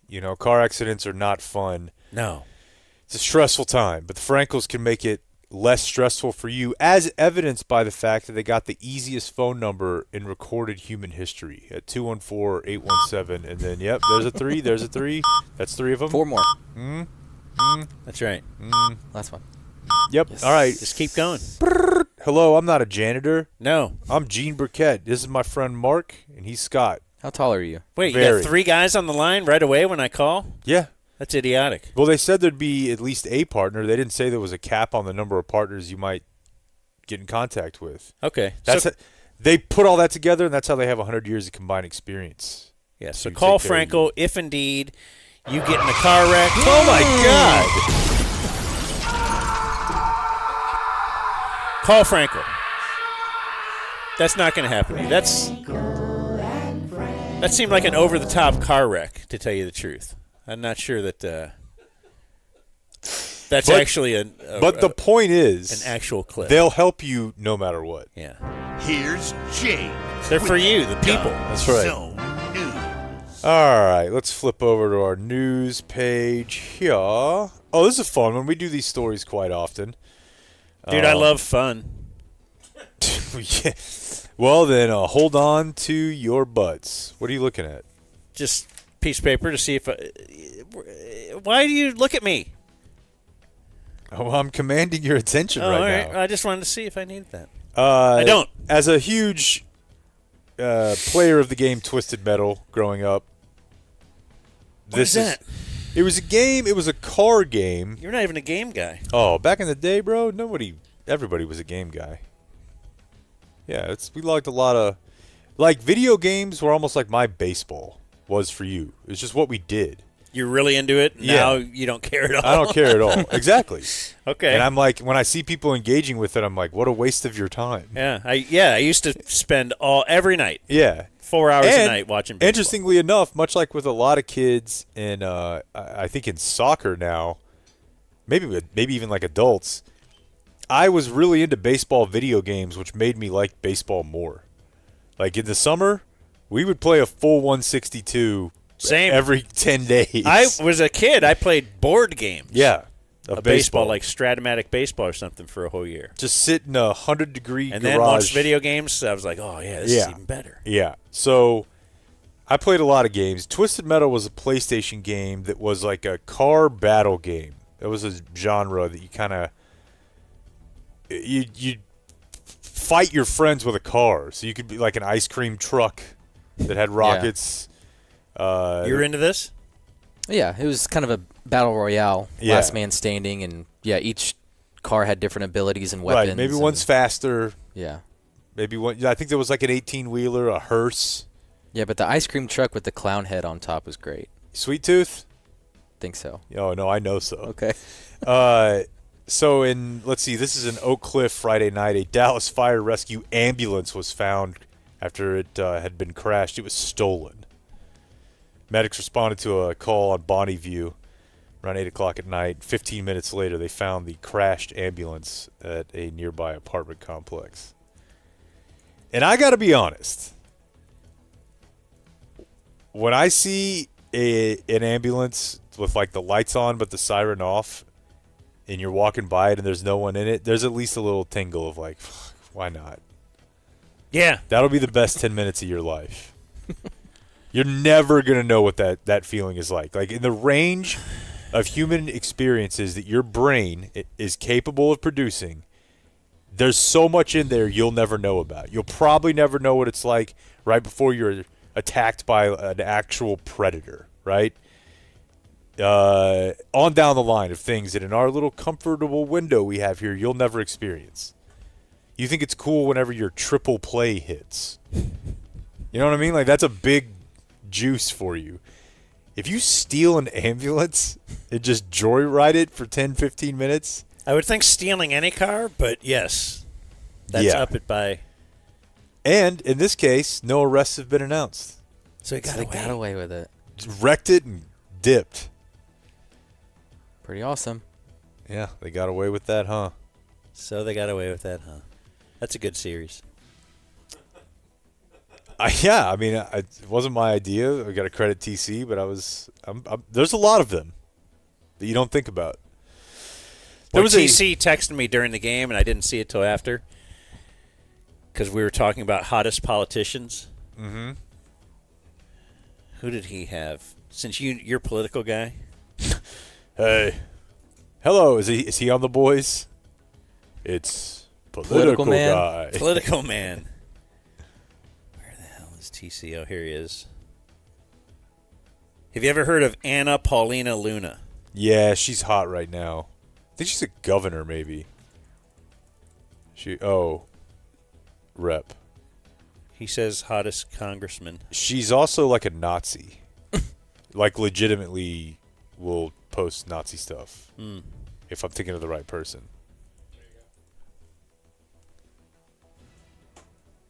Yeah, so that compared to AOC. Dan Likey.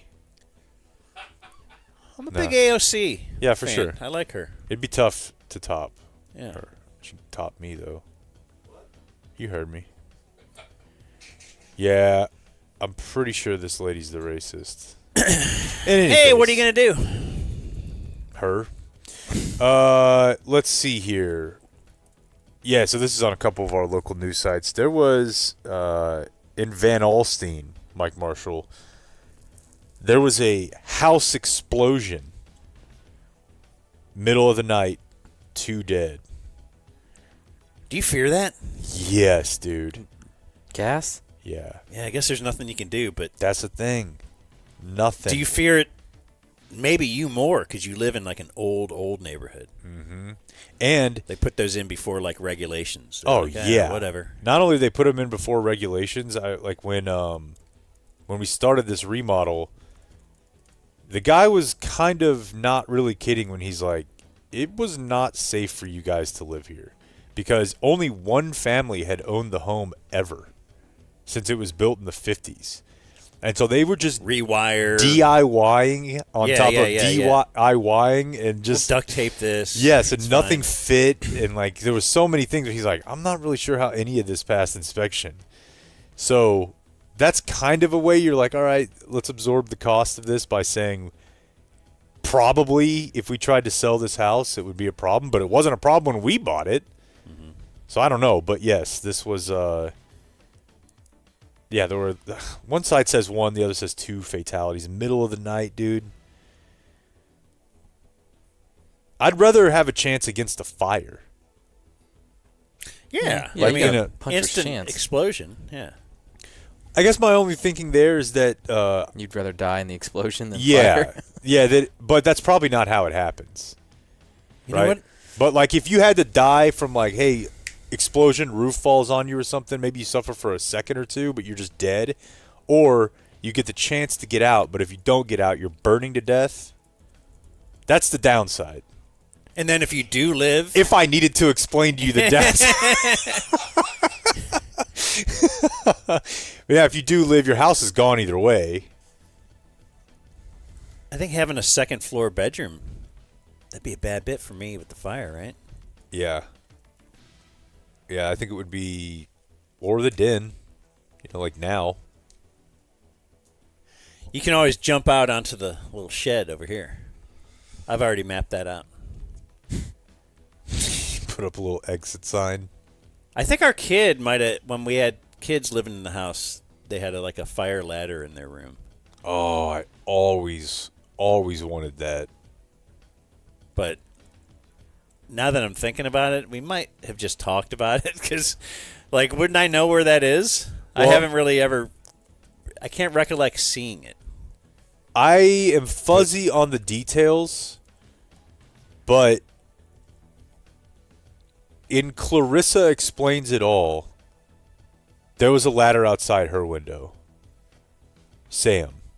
No, Sam was her boyfriend, maybe. Explain what you just said. I don't know what those words you put together mean. Nobody else? Yeah, I'm I think assuming he's it's too a show. young. Y'all are too old. Is this a movie? No, it was a show on Nick.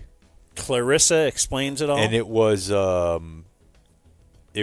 Melissa Joan Hart, who for a long time I was really stoked on. And I'm pretty sure she's like really into vaccines or something, or who am I thinking of? Into vaccines or against them?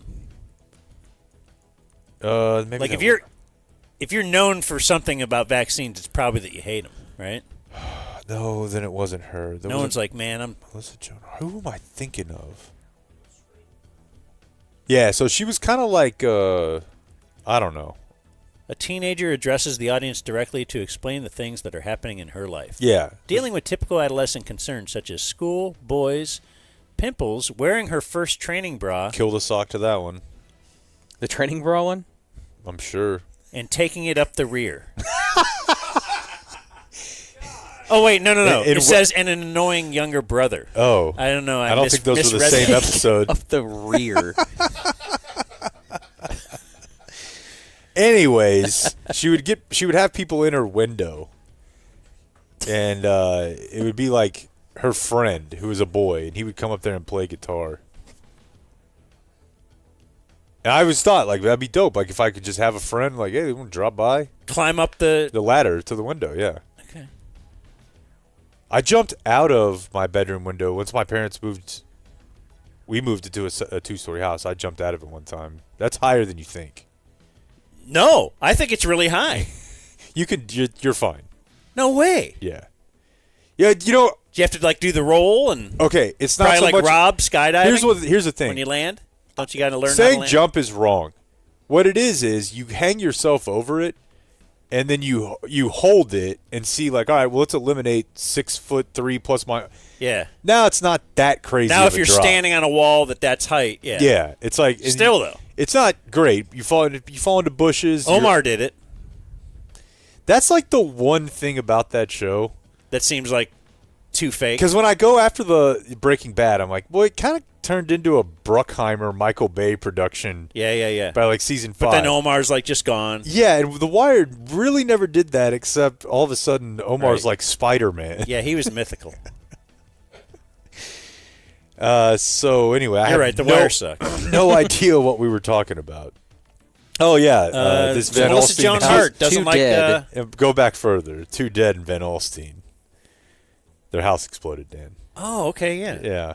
And then our final story here, a man just 18 years old, Angel Rendon, is not the top shortstop prospect in the Philly system. Certainly sounds like that's a good name. He is a man from Haltom City who is facing 10 years for selling something called Glock switches. Video man, do you know what this is? I thought you had some guns. You're not gun guy? I've never thought he was gun guy. All right, well, you heard it here first, folks. Video man. But among all of it. He's not packing. He was selling Glock switches, which are devices that can allow pistols to mimic machine guns. To mimic them. Yeah. That's the sincerest form of flattery. Do they say mimic or do they say impression? Imitation is imitation. There you go. Yeah. So it just lets them shoot really fast? Yeah. All right. And that's illegal? Yes. In Texas? This is part of Operation Texas Kill Switch, which is a statewide initiative to combat the rise in these, which are known as conversion devices. Now, here's how he got caught. In a video. Instagram. It just says social media. Where in a quick clip, they have a screenshot of it. He's steering with his left hand, and with his driver's side window down, just has the Glock out the window with like an insane burst coming out of the barrel. Where he is seen posted to his social media, randomly opening fire out of a moving vehicle using a switch-equipped handgun. So, just don't post it. Don't post it to social media. Social media has helped out the police, I think. Oh yeah. Oh yeah. And also, you know how I'm not a gun guy, but if you think about pussy, like a handgun like that, for example, like if you fired, Danny, if you fired an AR, no, firing an AR, the gun that everybody talks about on the news every time that is like playing paintball. That gun fires. I mean, you can't even feel it. It's so sleek and just like it. There's no kick really done at all. Yeah. A pistol, that's got something on it, and now we're going to switch that to become fully automatic. And this guy's just firing it with his opposite hand. Yeah. From the window, out the window. Like, it's going to look like freaking Speedy Gonzalez, like shooting him the ground and flying up into the air. Not Speedy Gonzalez. It's hard to... Yosemite Sam does that one? Yeah. Like, that Why is did just you say Speedy Gonzalez? Look. That is a little racist, dude. I feel like that is easily the second, not first, most racist thing related to Latinos and potentially Speedy Gonzalez in today's show. All right? I'm going to have to go back and listen. There's news. What are you doing? The Dumb Crushing? Zone News. I think you are. Like and subscribe. I would like to end the show the way we like to end the day. With a little early bird CBD. That's how you get to take the edge off of a tough day. Tough loss. Maybe a tough loss. Last night, I think a few guys did take some early bird CBD home. Not only did I, you know what I did this morning? Woke up and felt great. Mm-hmm. Was grinding. No problem. That's what early bird will do for you. Yeah. Now, if you get drug tested at work or something, early bird CBD not for you because it has actual THC in it. Unless you want to get fired. Well, yeah, maybe you just want to get out of there. That's not in the copy. Oh. get a lawsuit going against them for doing All right, that. so it'll make you feel you'll relax. You'll have a good time. Go see a comedy show. Go see some music. Watch some football. Yeah. Go on a nice walk. Get a Do it pedicure. Why not? Shop for Live couches. life. With Slowly Early Bird die before my eyes. CBD. Earlybirdcbd.com. Enter the promo code DUMBZONE, and you'll get 20% off. DUMBZONE is the promo code for 20% off at earlybirdcbd.com. These are legit. You know how we're all stoked on like local stuff? Yeah. Mm-hmm. Yeah. They're Austin-based. What? Say no more. Yeah. Big things happening in Texas. That was pretty vague. I didn't really have. I was trying to come up with something, and that I Here, let me landed close nowhere. it out. Early Bird CBD. They do a lot Big of good things for a happening lot in of Texas. people. What does that mean? Yeah, Early Bird. I should have picked this one. They pride themselves on their customer service. They answer their phones when a customer calls. Maybe that was the big thing. And they ship all orders placed before 3 p.m. on the same day. So, like, if you're watching us live today, hit it up. Yeah. Man, I'm suck at these live streams. All right. Thanks, Early Bird. The Dumb Zone presents Today in History. Today is Monday, October 28th. Sober October, bro. Sober Rocktober. And on this day in 1886, the Statue of Liberty, a gift from the people of France, was dedicated in New York Harbor by President Grover Cleveland, who has a Kemp spin. When he was just 18 years old, maybe 19, maybe even older than that, he went to the nursery and met his future wife while she was still in the hospital. And to make matters worse, that was... I thought he was older than that. Yeah, you're right. Well older, right? He was like 30-something. Yeah, it was like friends. 28. Yeah. But it was his... Like family friends had a baby. One of his very good friends. And he held that baby. And he's like, I'm going to have sex with you. He ended up having sex with the baby, but he did wait like a good 28 or so years. Honestly, I think that a lot of people have said that's why he was able to become president, is because people are like, what restraint? He didn't go after... Right, he didn't... He did. She was well after 18, too. Yeah. Like she was like in her 20s. Yeah. Mid-20s. On this day in 2018, for the first time in Los Angeles, a sports equinox occurred. You know what that is, Blake?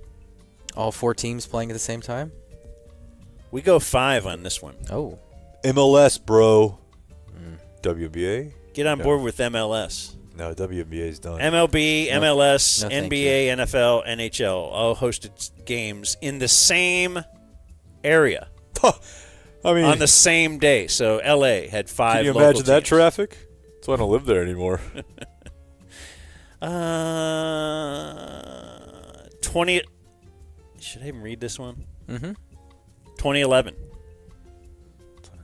The Cardinals win the World Series. Game 7. They had all the momentum. They did. The Rangers shouldn't even have showed up. Weren't people really mad at Joe Buck? Yeah. What did he? Why? Favorite Cardinals fan? Yeah. Oh, he was. Yeah, he was like their announcer. His dad was their announcer.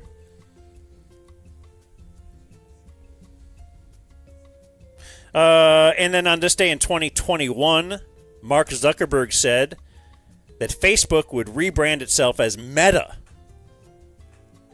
in an effort to encompass its virtual reality vision for the future. How'd that go? Still going. Well, I mean, it just Do feels we like... ever refer to it as Meta? No. Or Twitter or X. You know, I'm re-watching because I never watched the final season, I think, and my wife had never seen any of it before. Silicon Valley. Yeah. And it's awesome. Mm-hmm. It's so fun. I know somebody who just did that. Maybe it's me. It might have been you. Today's celebrity birthdays include the current San Francisco Giants manager. He moved across the bay. So he was the Oakland manager before. That's how I remember. Bob. I can't believe he's going to get it. He got half of it. I don't know. Bob. And baseball guy over here has no clue. I'm just waiting for him to figure it out. Bob Melvin. I checked the tape. I said the fact that you got Bob. Bob. You hit the over. Thank you. Lenny Wilkins, 87. I mean, dude, you're lucky with all the stability in baseball. The WNBA just fired half their coaches. Didn't they fire Latricia Trammell? No. That's our Roseanne. Oh. They fired what's her name's coach? Caitlin Clark? She's a coach killer, yeah. Yeah. The Indiana coach. Christy Sides. Yeah. Terrell Davis is 52. He recently had a situation. You remember, Blake? No, I was just going to say, is he on the list of our boring running backs? Why is that boring? Just guys that weren't like really fast or did a lot of jukes. They just kind of got what was plowed there. ahead for 1,900 yards a year. Yeah. For like 4 years, and then it was a big controversy that he went in the Hall of Fame. Call us. Yeah, he was removed from an airplane this summer. Oh, yeah? Yeah. You don't want that. But can you imagine your day? Here's the thing. The follow-up is the flight attendant involved in an incident that led to TD's removal from a United Airlines plane in handcuffs, quote, is no longer employed. And Davis's no-fly ban has been lifted. So who's the big winner in the long run? Actress Gwendolyn Christie is 47. I like that name. Look her up. She's 6'3". Oh, Brienne. Oh, Brianna Tarth. The big woman. Is the big woman here? Caitlyn Jenner God, is I would let 75. her absolutely suplex me. Caitlyn Jenner is not only courageous, Yeah. also a curious case for the far right. Yeah. Because we hate. What do we hate? Trans. Women are women. Men are men. But Caitlyn Jenner is like really on board with all the other stuff. And really trans. And like, hey, women can't play, men can't play women's sports. Caitlyn Jenner plays from the red tees. Yeah, she does. Drives the green. Confirmed by my brother. So she's there just dominating on the golf course. I put a picture in there for you, Rob, because I was searching Caitlyn Jenner in my computer today, and there was a story about, from years ago, Doty's Place Cajun Bar and Grill in Allen. Do you remember this? Yeah, I guess kind of. When they got... That place is good. You been there? There's one in Greenville, I'm pretty sure. On Greenville. There's one in Dallas. Well, they made their bathrooms, like when Caitlyn Jenner became Caitlyn Jenner, they put a full-size picture of Caitlyn Jenner on the women's and Bruce Jenner on the men's, and then this caused a big news story. Like, I don't know if anybody was upset. I think it's a great bit. I think every restaurant should do this. Like when one of our friends' bars showed up in Bill Burr's special. What was that? They had a sign outside that said, I like my beers like my violence domestic. Which is a great joke. It just is. They got in trouble for it. That's not the only thing. So, Caitlyn Jenner, Olympian great golfer, also killed somebody with her car. That's right. After becoming Caitlyn, right? Mm-hmm. Yeah, right. Women can't drivers. drive. Yeah. Bill Gates, 69. Oh, thanks a lot for COVID. Didn't he put a chip in us? Yep. He's also a diddler. So he knows where we Actually, are? we probably can't say that. I don't know. Why? He, owns the internet, which is pretty much... Well, he might diddle, 42-year-old ladies. You just said he's a diddler, right? Yeah. You're covered, bro. Boy, his Kim spin's pretty great. His wife gave him a week away every year to the Carolina coast to spin with his college girlfriend. Yep, that's true. And if you remember... That would be so great. Just 1 weekend a year. I would let her do it, too. And here's the thing. She can go get railed. You You would love your wife more when you got back. Yeah. And vice It's versa. like I could see why I wasn't with her. Yeah. I mean, Yeah. it took 4 days of just absolutely constant sex. You know what's funny is she didn't leave him until the Epstein stuff really started getting hot. His wife, Melinda. Jamie Gertz is 59, actress in Less Than Zero. Do you mind if I play you this Bill Gates Epstein thing? Of course not. What do I got to do? It's from right after Epstein died. And I don't have this edited down. So I also want to ask you about something else. In the public arena, it was reported at that time that you had a number.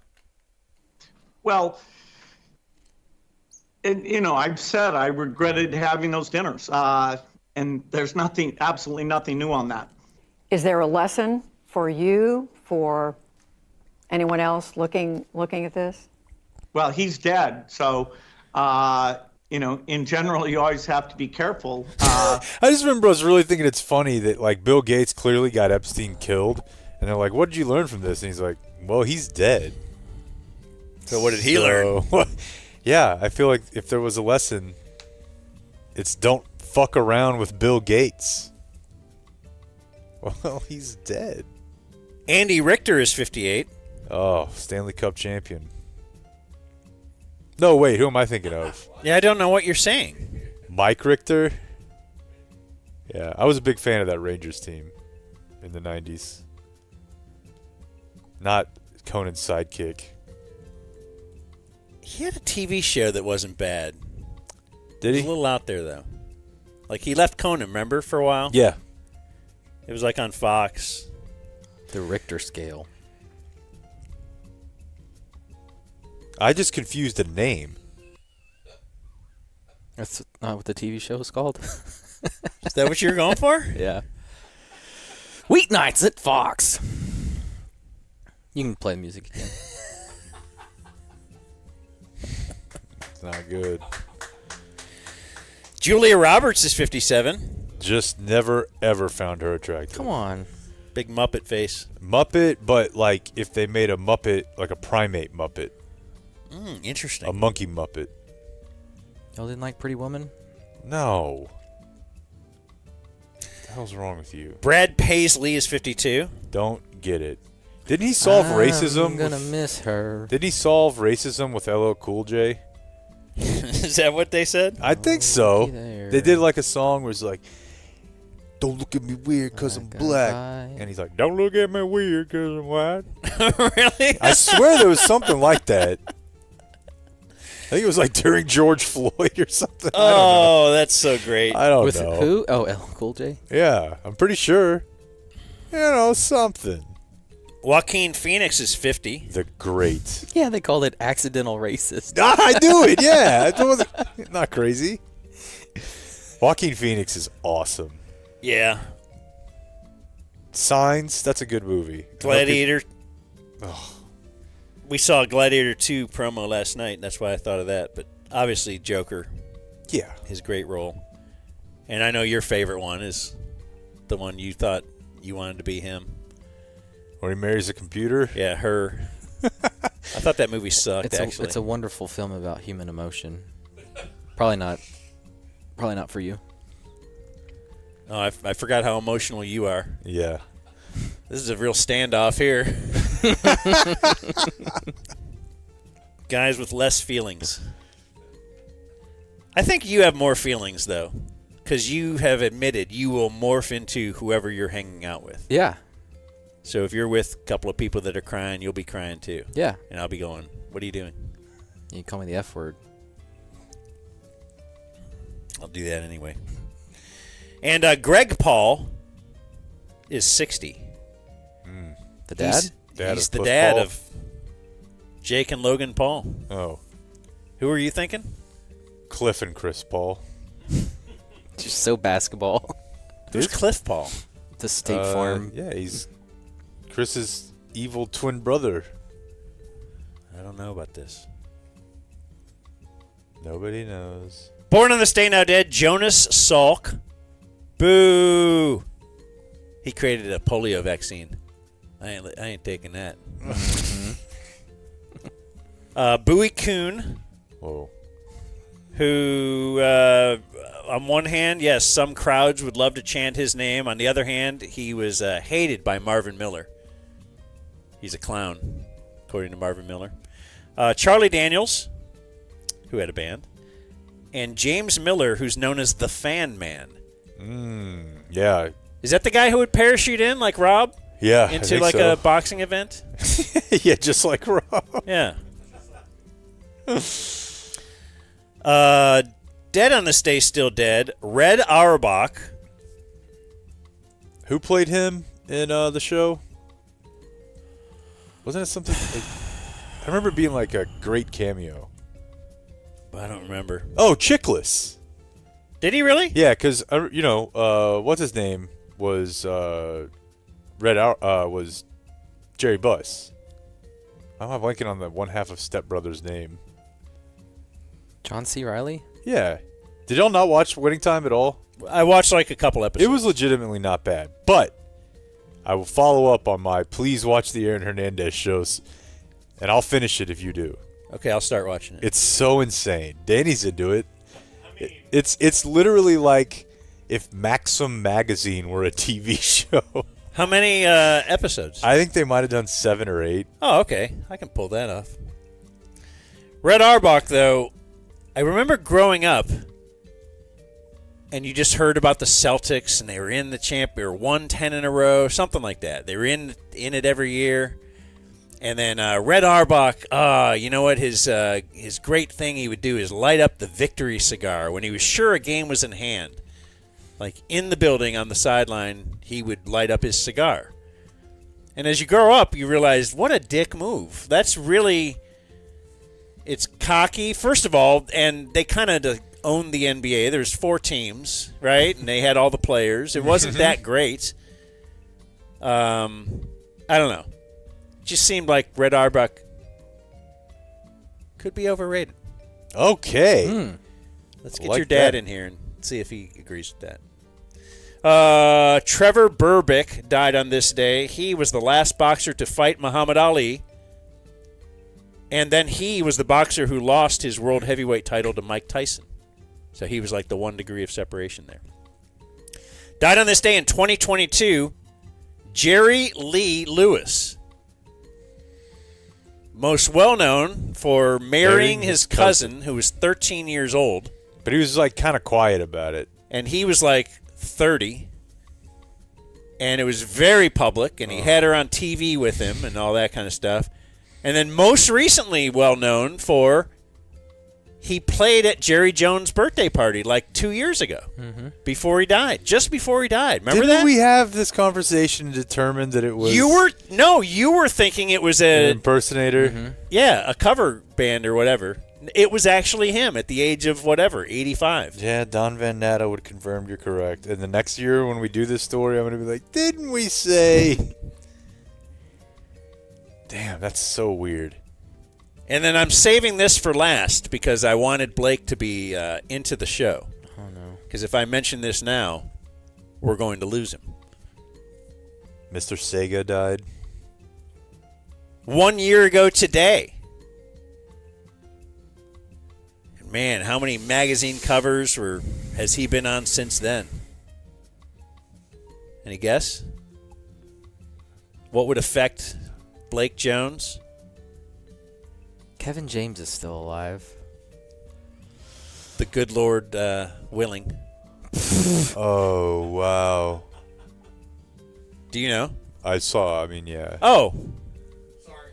Matthew okay. Perry died on this day. Ketamine. You know, he invented what he liked to call Matt speak. Yeah. Thank you, Norm. Which ketamine. Was that was a sad deal because you take ketamine when you take it, under the auspices of medical attention. It's supposed to help you not be bummed out and on drugs anymore. And then they gave it to him, and he's like, "Yeah, I'm just addicted to this now. This feels awesome." So he died doing what he loved, though. He did. He was on drugs in a hot tub. That's right. Yeah. If you're gonna go, God, hot tubs rule. And that was today. Hold on, that's your takeaway? Hot tubs rule. It's so cool that you're just like, I could go now. No problem. All right, guys. Adios, mofo. We gotta go before this becomes a zoo. Thank you for watching my video. Subscribe and type for my name if you want to watch more of my videos.